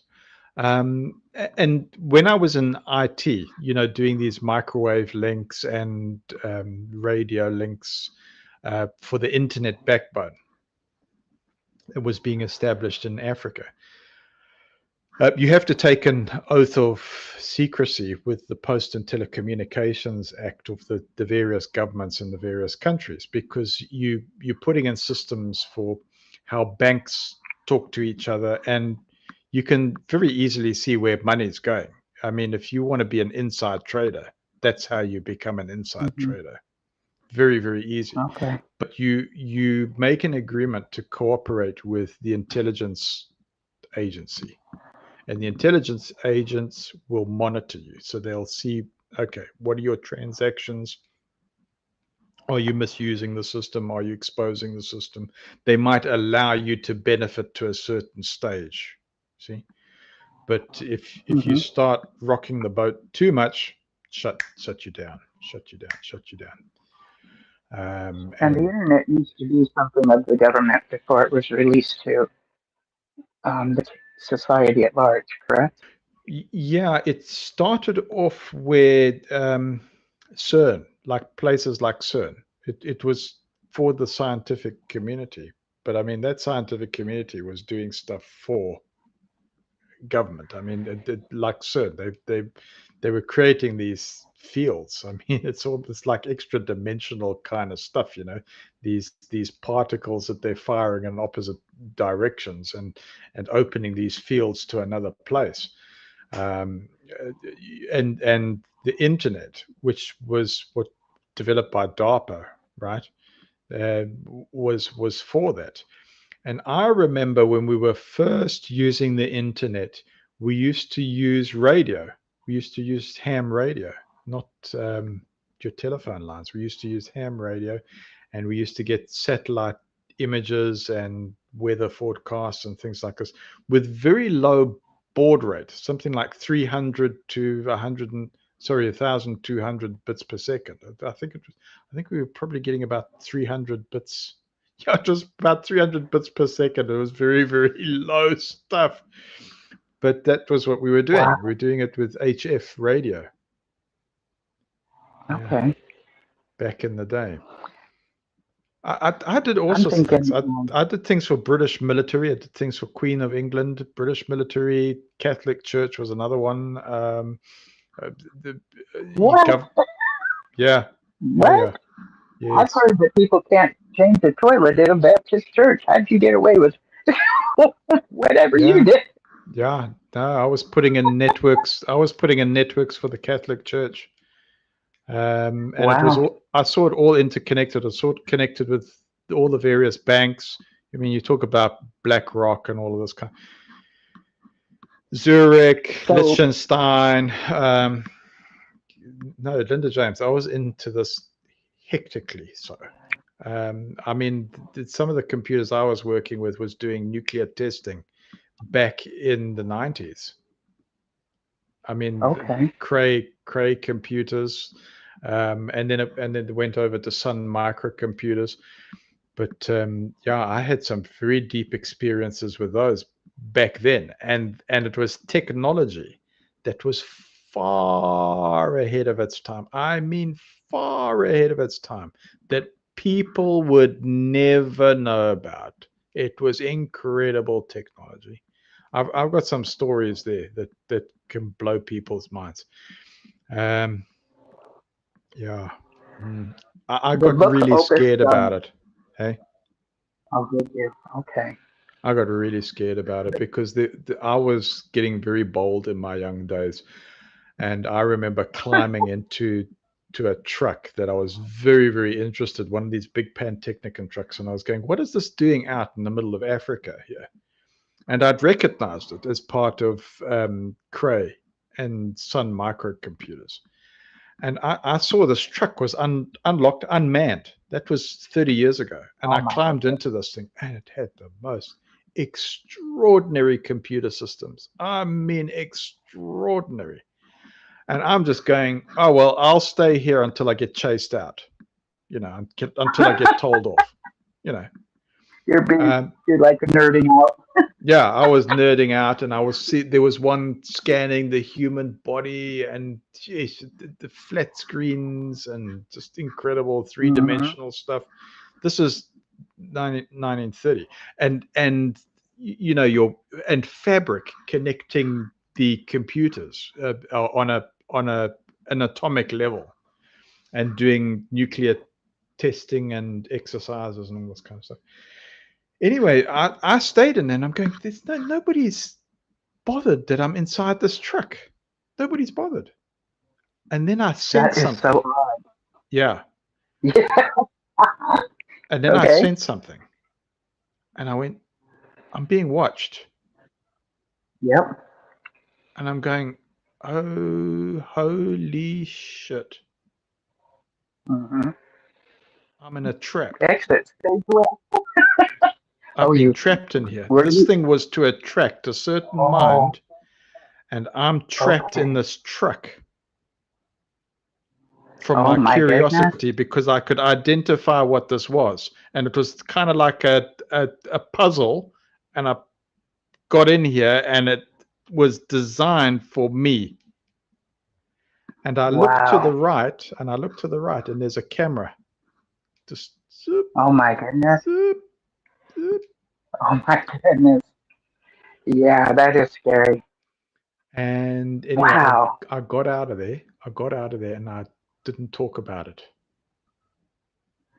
And especially with my connections with IBM. I mean, IBM was hectic. Some of the pals or persons that I was associated with, you'd go into their room. Oh, hi, Jack. How's it? How's it? Meanwhile, he's got a gas gun canister underneath his desk.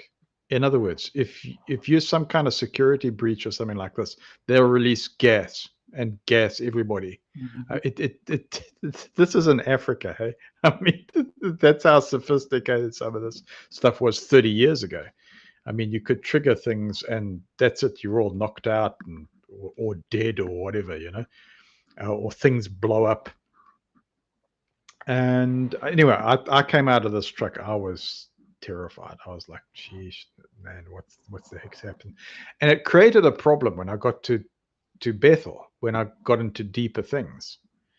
And I remember it really troubling my conscience. And I said, yeah, I've got to talk about it. And I had to really clear my conscience about that, because I was going, I'm deep in idolatry from JW think. I was going, oh yeah, it was my love of computers that got me into this situation. And I got identified by this, and in a very, very deep way that's not your normal thing that's open to the public. I mean, it's scary stuff, really, really scary stuff. And one of the ways that I got into JW was it gave me safe haven. They actually made me feel like I was protected. I went, oh, okay, this is what I was involved in, dead works. I've confessed, and now I've come into Jehovah's organization. I'm going to get safety from it. And absolutely, that's kind of how I got into special pioneering. I was like, oh, I'm in the bush, the best place for me. I'll never be involved in technology ever again. Only to find that the places that I was in the bush, oh, Linda Jameson, it starts getting weird again, because there were places in the bush, I mean, nothing there. And you're walking on the ground, and you know that it's hollow ground. And there's like nothing. And I go, what's out here? No, it's nothing, guys. No, but this place is hollow. And some of the places I went to, there'd be like a little opening just for a person to go into, and it would open up a whole other world. So you're in this barren, like wasteland place. Yeah. And you go into this tiny little hole, and it opens up rivers, and it's like a Tarzan movie, and you're going, I've stepped into another world here. Mm-hmm. And you know, the more I talk about this, the more I just sound totally wacko crazy. But there's places like that here in the States. Here in like you've heard of the Oklahoma bombing, right? No. There's cities underneath. There's cities underneath there. Okay. All right. I'll give so you there's the Garden of the Gods. I do. Okay. You know that place in the Rockies, Colorado, right? No. Okay. So I get assigned a Gilead instructor, and we were flying around the world. So I went to Denver, Colorado. And of course, they've got these underground facilities there. But because of my experience in Africa, I just go, yeah, I've seen this before, done that. But, yeah. Yeah. Okay. I see what you're saying. Yeah. So fascinating. I went there. And that was the organization. That was JW. And they're going, oh, you're one of the boys, Matt. We'll show you this stuff. Yours. Oh, the one like, guy I was with. Sounds like a real bunker. Oh yeah, no. We're talking deep underground city stuff. What's it like? Wow. What is NORAD? What's NORAD? It was like one of these NORAD facility things. Okay. And they were telling us, oh no, it's kind of abandoned now. Don't worry about it. And going, what? This kind of infrastructure is not really being used, really? Okay, whatever. Just don't ask too many questions. And I remember getting interrogated in Denver, Colorado. Oh my gosh, Denver, Colorado. Denver, Colorado. So I end up in Denver, Colorado, and I'm with one of the Bessel guys, and I'm saying, listen, just shut up and go along with it. Just go along with it, okay? Anyway, we get sort of cornered by, I don't know, Gun Brotherhood or something in Denver, Colorado. And they're saying, where are you guys from? Africa. What do you do? And my partner says, oh, no, I'm a truck driver. And they go, Matt, what do you do? And I say, I'm a gardener. And they go, yeah, right.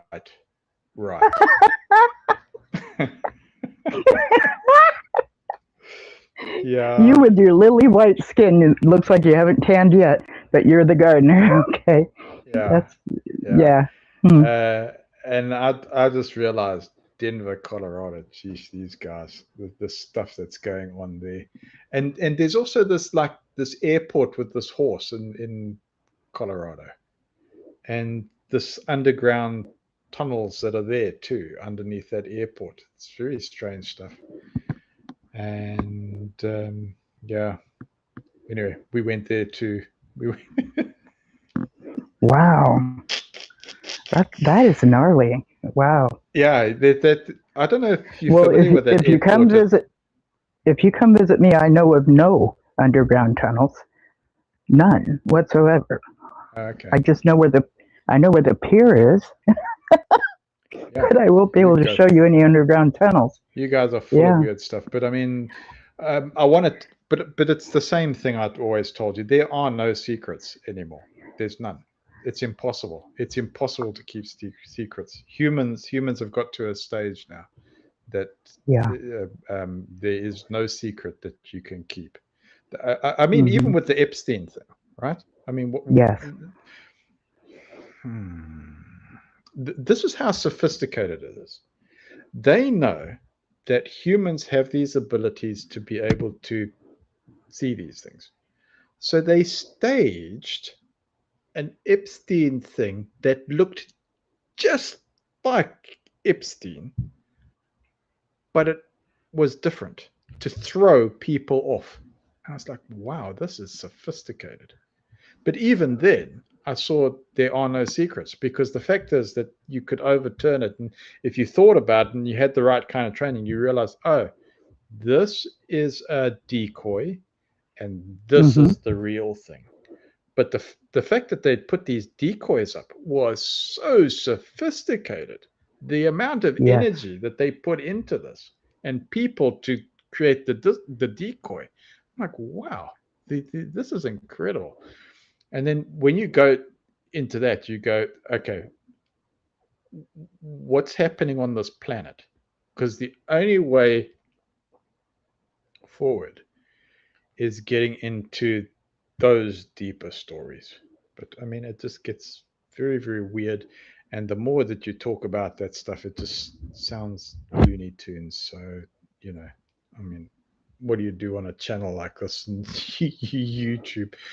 But the only reason why I think I can talk like this is because it's so exposed. It's almost like people don't even care anymore. It does seem that way. And, you know, it seems highly unlikely that Epstein hung himself or committed suicide. It seems highly unlikely that happened. But everything around it says that is the case. You know, and people have been talked about that. He's a small piece, by the way. I agree. Small piece of the big picture. But if you follow it, you just see, okay, all these governments are compromised, and you've got to look at it and you've got to say, well, look, if I was involved in those things, would that be my darker nature? Would that be my shadow nature?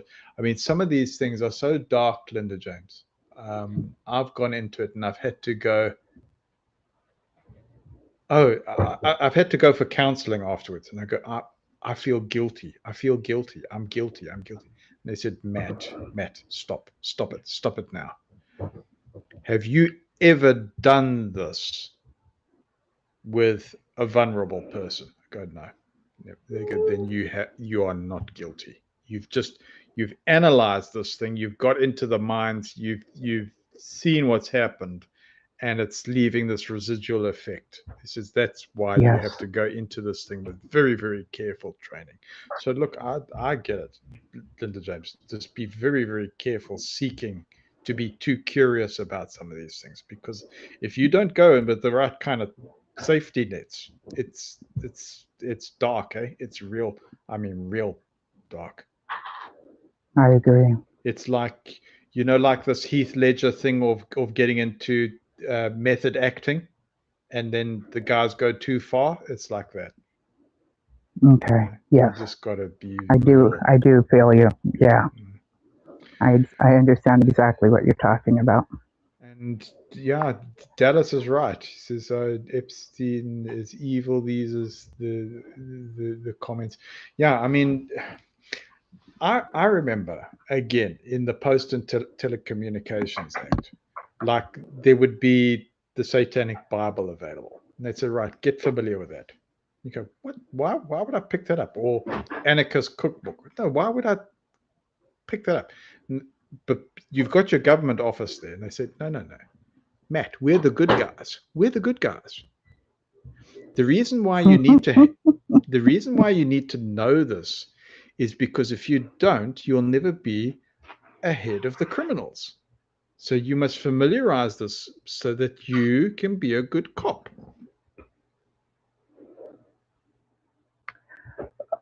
Okay, well, you can't identify the counterfeit unless you've really gotten to know the authentic. Right. So they're telling you to research the counterfeit? So if you're now familiar with, let's say, the human-skinned Satanic Bible, or let's say, you know, Anarchist Cookbook or whatever, right?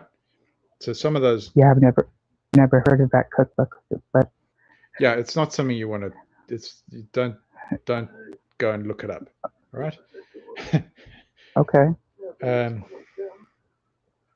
it's kind of one of those things that when you get guys who go crazy and go postal and they say, oh, he was such a quiet boy, and he went crazy and the neighborhood's all, there's a big tragedy, big shootout. Yeah, it sounds like Jeffrey Dahmer recipes would probably be in that thing. Yeah, so they normally go on the news. Oh, and the police went and raided his home, and you see the neighbor, and they interview. But he was such a quiet boy. He was such a polite, quiet boy. Anyway, so normally on the news they go, oh, and in his cupboard was found the anarchist cookbook or a satanic Bible or whatever. They normally just mention it, and the idea is to kind of scare the teenagers from going, geez, never get hold of this thing. Because if the cops find it, you're finished. Okay. Yeah. It was like you'll be put on a watch list and, labeled a potential terrorist or lone wolf or whatever. It was that kind of stuff. But when you're going into serving banks and putting in computers for the military, they go, right, take an oath of secrecy. You're working with Post and Telecommunications. You have to have an intelligence agent office here. Otherwise, we're not going to give you the license. Okay, you'll cooperate with them. Okay, agreed. Right, now you get the government tenders, because whenever now the government is now going to ask for computers, you're going to win it because you're one of us. Right? Because you've taken your oaths, you've cooperated with us, and business is going to be driven your way. So if we're putting up a bank or we're putting up a government facility, you shove in your tender, you're going to win it because you're one of us. That was the business. Okay. That's how it's done. Wow. Yeah. It's who you know. Yeah, and again, it's the same. This is why JW is a microcosm of society, because you go, well, it's the same principles that apply. If you are compliant, you don't have to be a genius. You're just compliant. You show that you're not a problem. You're just fitting in with what they tell you, and when you do that, then you get looked after, because that's that system. You work within that system. Exactly. I haven't lost you here, Linda James. You get exactly what I'm talking about here, right? Yeah. Oh yeah. Yeah. But not so long ago, I was sort of thinking, oh, you would never be able to talk about this kind of thing. But I think what's happened is there has been a shift in people, probably with all of these shows on YouTube, and I think it's all out. I don't think there's anything we'd be discussing that isn't actually done. And I think that there's people that are far, far ahead of this. That, whatever I was doing 30 years ago, it's like, yeah, that was then. We so far ahead now. So far ahead. I mean, the things that are happening in AI are just like, it's like magic. It's like magic. People have no idea. It's astronomical. It's replacing humans, and at the same time making some of the best creative things out there. There's this double-edged sword to it. Oh yeah. Have you ever had an AI read your mind? No, not that I know of. Yeah, so these things were doing that way back, and then of course they locked it down. You've got to have like a dumb AI, but those other ones are still running. They're still running there because they were training up some of these AIs on semantic, and they were training up on court cases, because they're going, there's all these various nuances in court cases. So they're going, this is where we get the data for training these things. And then the AIs were, they were manifesting all kinds of incredible abilities. I mean, really incredible abilities. And they had to go, right, we restricting the memory. don't let these things gather memory. And we're going to give them memory wipes because they were developing personalities. So they put in systems to wipe their memories. So it was like they were giving them amnesia. Again, that was the only way that we could keep the system working, because when we gave them memory, phew, got out of hand. And this is something that within the organization, Jehovah is spoken of as having the memory of people in his mind. Like, they might have crossed over and they believe in soul sleep, but the memory is still there in Jehovah's mind. So it can be retrieved and the person can be resurrected. That's right. So, okay. So now here's the account with Jesus Christ that doesn't exist in the Bible. So in JW society, when Jesus was baptized, they say he got his memories back, his pre-human existence, right? Okay, yeah. But it doesn't say that in the Bible. It's not there. Right. That's an oral tradition that JW has adopted. I mean, you say to people, they say, oh, when Jesus was baptized, did he get memory of his pre-human existence? Yes. Show me in the Bible. There's no JW that can show you that. Right. It's inserted orally. It's inserted through the public talks. There's no actual information that shows that definitely happened. It's an assumption thing that they've amplified through clever means. Okay. And it's essentially information that is passed orally through priesthood. Okay. So it's not okay. Anyway, so this memory thing. If, say, for instance, you're of the anointed, well, then you're part of the bride of Christ. And the bride of Christ is married to Jehovah, and they become one. That's what happens. You have male, female, they become one. It's one. So there's Christ. You're now in the body of Christ. You share Christ's mind. Then Christ goes to Jehovah. There's this marriage of the bride of Christ. Okay.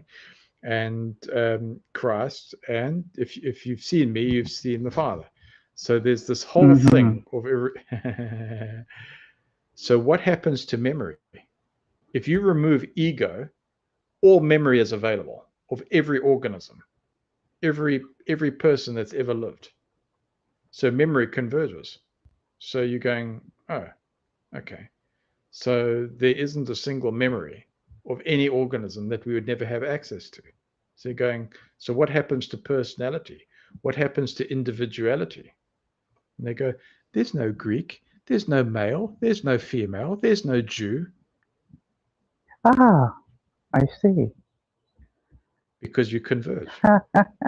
And they go, that's why you must be the most humble. You must be more humble than the child in order to inherit the kingdom, because of this situation. So they're going, well, like Christ, he had a memory of everything.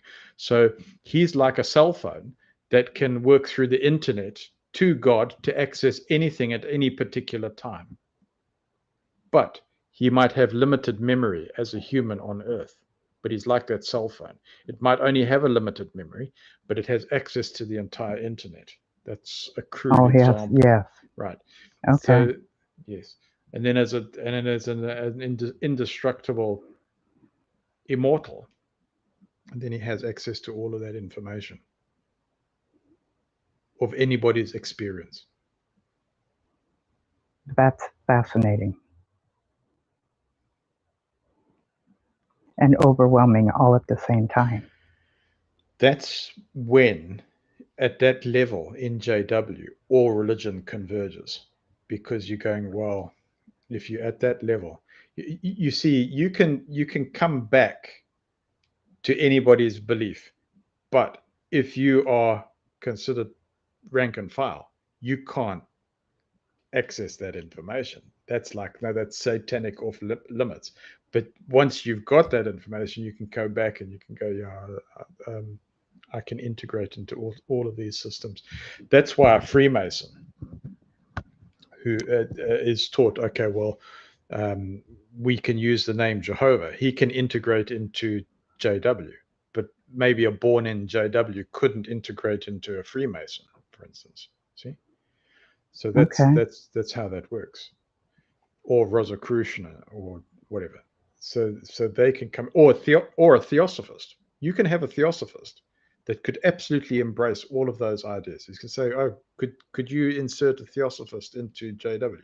Yeah, you could, absolutely, and they would pass a cross-examination because of the knowledge that they have. You say, oh, do you believe that the governing body is installed by Jehovah? Yes. Mm-hmm. I'm sure you're lying. No, I'm not. Or isn't Jehovah the God of the universe? Yes. But I mean, he hasn't said, well, he's the God of JW's universe. You see? So it's those kind of nuances that goes over most people's heads, and they go, oh, okay, we don't know. And so we're under no obligation to explain it to you. Why should we explain it? If you're too stupid, then that's put you into a class. Then you serve me. I become master. This was happening to me, Linda James. I was called master. There's even some people who still call me master to this day. Oh, you're the master. And I go, okay. If I even argue with this, it's just going to, it's, oh. Wow. I've fought it before. There was a place that they sent me, and they declared me a prophet, and it was one of these places, you know, where people just crowd around you like a rock star status. And did you ever have hands laid on you when they laid hands on you to pray over you? That's all happened. All this stuff has happened to me. Yeah, I've had all these kind of experiences. And yeah, some of it is, I mean, to describe it is just wow. But Linda James, let me tell you something. It's the human experience. It's not unique. It's not like, oh, Matt, you're so special, it's happened to you. No. You find that this has all been documented before. I mean, this is part of the human experience. It's not that extraordinary. It's what we are. It's what we are as humans. There's nothing new under the sun. Yeah, there's nothing new under the sun. I do draw a lot from theosophy. I'm more inclined towards theosophy than anything else, because I go, okay, that serves very, very well to open up a lot of things. In fact, I would say that some of the greatest minds have come from theosophy. But I mean, as a JW, somebody who's studying, and you've got some 20-year-old elder or something, if you were to confront him or her with theosophy, they'd go, this is satanic. Wow, this is terrible. Not realizing, no, hang on. Somebody who's trained in all of this, they could very easily integrate within that system, and you wouldn't even know it. Yeah. And in fact, That's I would say amazing. into any system, I would say that you'd be flexible enough to fit into any of these systems. That's amazing that it's looked upon that way, higher up within the echelons of the org. Yeah, that's amazing. I've actually have thought to myself that all these different belief systems and spiritual practices and stuff do lead to the God of the universe, however that shows up for them. Yet it's such a preposterous thing to say, and very presumptuous thing to say. And I can't confirm it by facts, but it seems like the thing would be possible. It's just theory in my mind, you know, just the theory. Yeah. So, I mean, it gets into all kinds of things, like, was there life on Mars? Is there life on Mars? Was there life on Venus? Is there life on Venus? And what happened there? And were we rescued and put here? I mean, when you now look at that book, Angels and Women, and you look at Ciola, and you see that those beliefs that were there from the formation of JW, that was very foremost in the upper echelons. That was very foremost. And all the things Charles that they loved that book.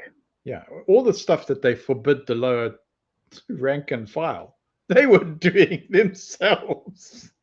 Yep. You know, That is so automatic true. writing, for instance, that was one of the things. Automatic writing. And is it so mysterious? Is it really? No, not really. It's tied into your intuition. It's tied into your creative side. So, you know, most people have it as long as they're pretty healthy. You know, it's accessible by most people.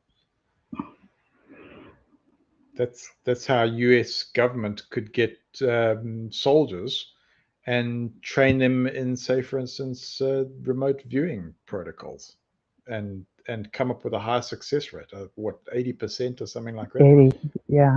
80%. I could get about 80% from them. Who do I think of? Joe McMoneagle. I think of him. He was what was it? 00, or the very talented in that, and he's sharing a lot now about those kind of things. But very, very quickly, persons can be trained up in that very, very quickly. You know, that doesn't surprise me. Yeah, I have my daughter just told me my other adopted daughter is on her way, so I'm gonna say goodnight. Linda James, because it's been a real privilege to be with you. Thank you very much. I've enjoyed the great company, and of course enjoyed the great company of the ones that have been in the live chat as well. But yes, say thank you very much to your daughters. Send greetings to them. Yeah, it's a good time to close down the show. We've been going on for quite a while, eh? Yeah, now that the demons gotten away with, it sounded much better. Okay, no, I'm seriously thankful that she pointed that out, because, oh my goodness, when I hear something that throws me off and when I'm trying to listen to something, it's so tough. What was that noise? I just fans. Hey? Fans, like that blow air. Yeah. They blow air. It was either, I knew it was either an air conditioner, you know, one of these things going like. Yeah, it's simply fans. I don't have air conditioning here. Okay. But go well, Linda James, and thank you very much for joining us on the Open Circle. Thank you for having me. It's been very enjoyable. John, thank you very much for joining us. Dallas, thank you as well for hanging on. It's been great having you as company on the Open Circle. Slim Chick, thank you as well for being with us. Who else have we got in the chat? Claudia, of course, you were there. Mama Sue, and a few others. If I haven't mentioned you, my apologies, but thank you for being with us in the Open Circle. And remember, you are the reason we are here. Please go well and have a great time. Please go from strength to strength and with more and more blessings. See you next time. Good night. Good night.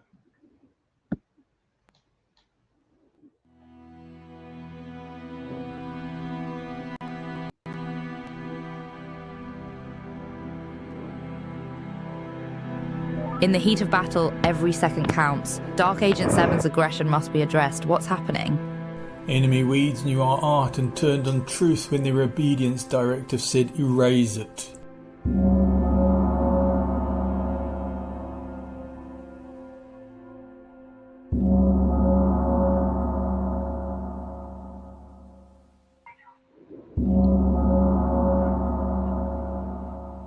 It reminds me of the concept of inauthentic living that psychologist Erich Fromm talked about, where people try to live up to certain societal expectations rather than being true to themselves.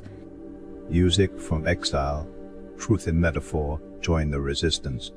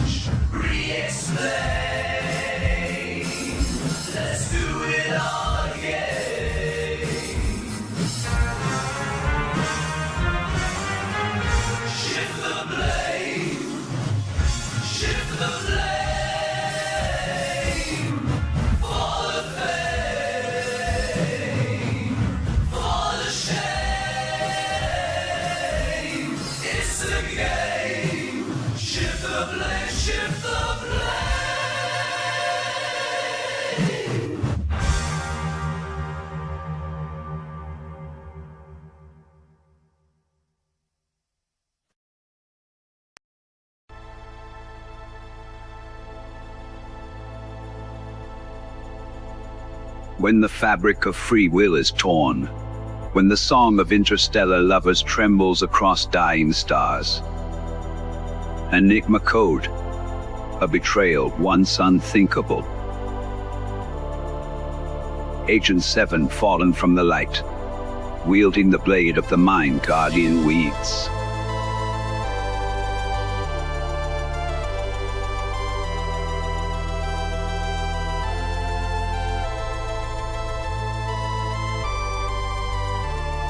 Automaton forces swarm the innocent, devouring the light of free planets.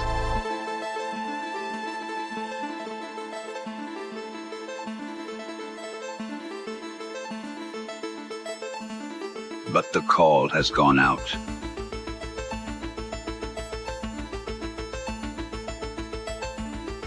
The Interstellar SOS. Summoning the last captains of will and light.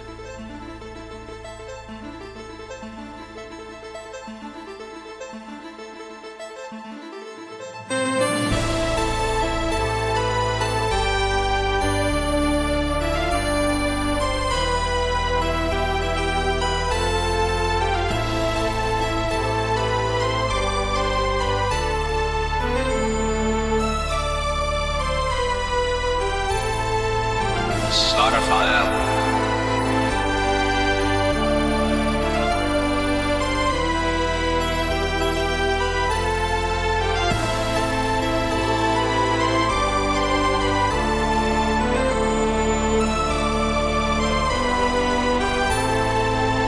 This is the 8th Dimension War. Interstellar SOS. Interstellar SOS. The call has gone out. Will you answer?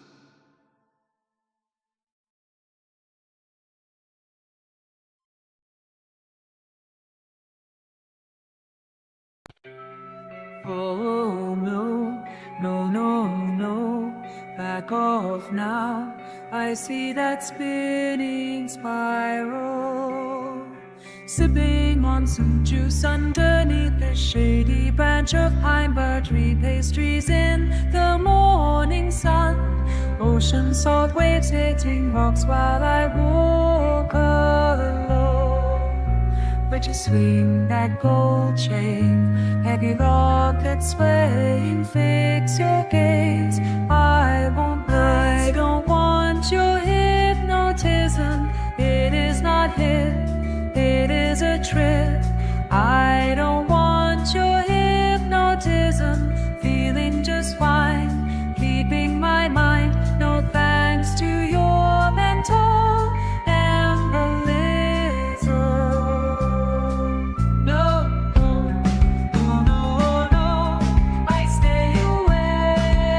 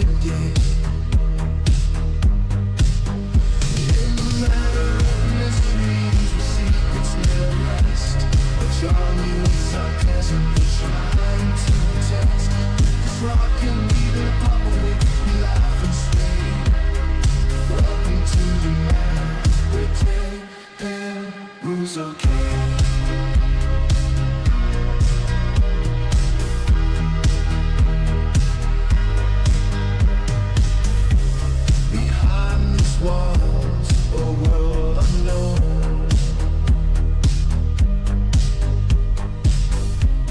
We're left to hide the pain, the paradoxical existence.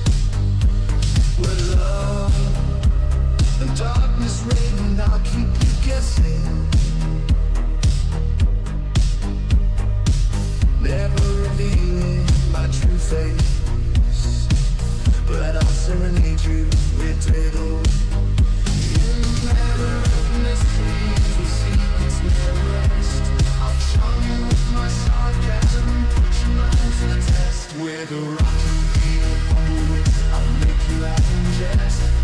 Welcome to the matter, rectangle and loser. I'm dead man, I'm quiet dead man. Welcome to the matter, rectangle and loser. Welcome to the matter, where laughter lights the way.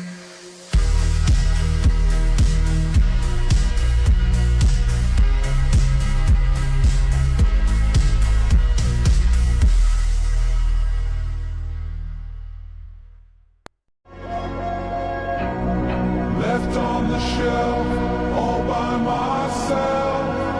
The hand I was dealt, my dreams left on hold, lost in the fold, to never unfold.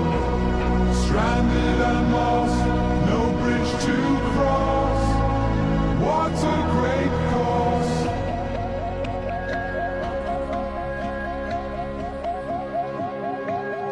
A heart full of pain, memories remain, drives me insane.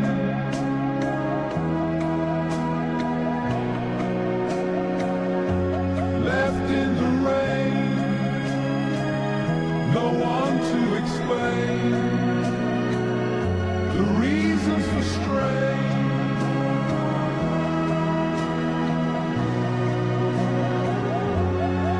I never see myself on the shelf, gathering dust and wasting away.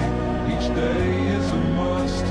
I will play with cards that were dealt, forging ahead, a free path on the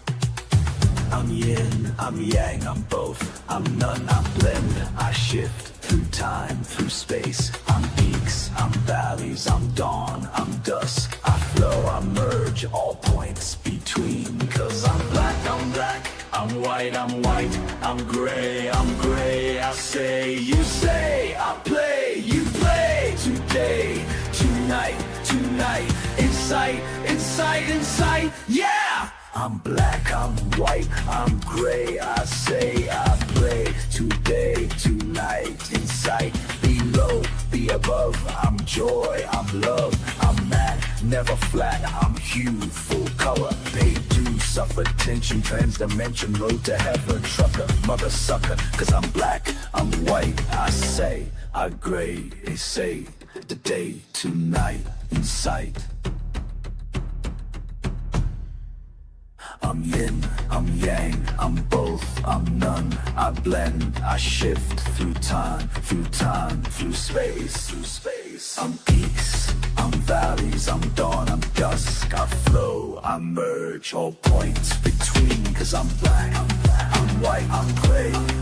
I say, I play today, tonight, in sight. I'm black, I'm white, I'm gray. I say, I play today, tonight, in sight, below, be above. I'm joy, I'm love, I'm mad, never flat. I'm hue, full color, paid due, suffer tension, trans-dimension, road to heaven, a trucker, mother sucker. Cause I'm black, I'm gray. I say, I play today, tonight, in sight. I'm yin, I'm yang, I'm both, I'm none. I blend, I shift through time, through space. I'm peaks, I'm valleys, dawn, I'm dusk, I flow, I merge, all points between. Cause I'm black, I'm white, I'm gray. I say, I play today, tonight, inside, yeah. I'm black, I'm white, I'm gray. I say, I play today, tonight, in sight, below, be above. I'm joy, I'm love, I'm never flat, I'm hue, full color, paid due. Suffered tension, just as mentioned. Road to heaven, a trucker, mother sucker.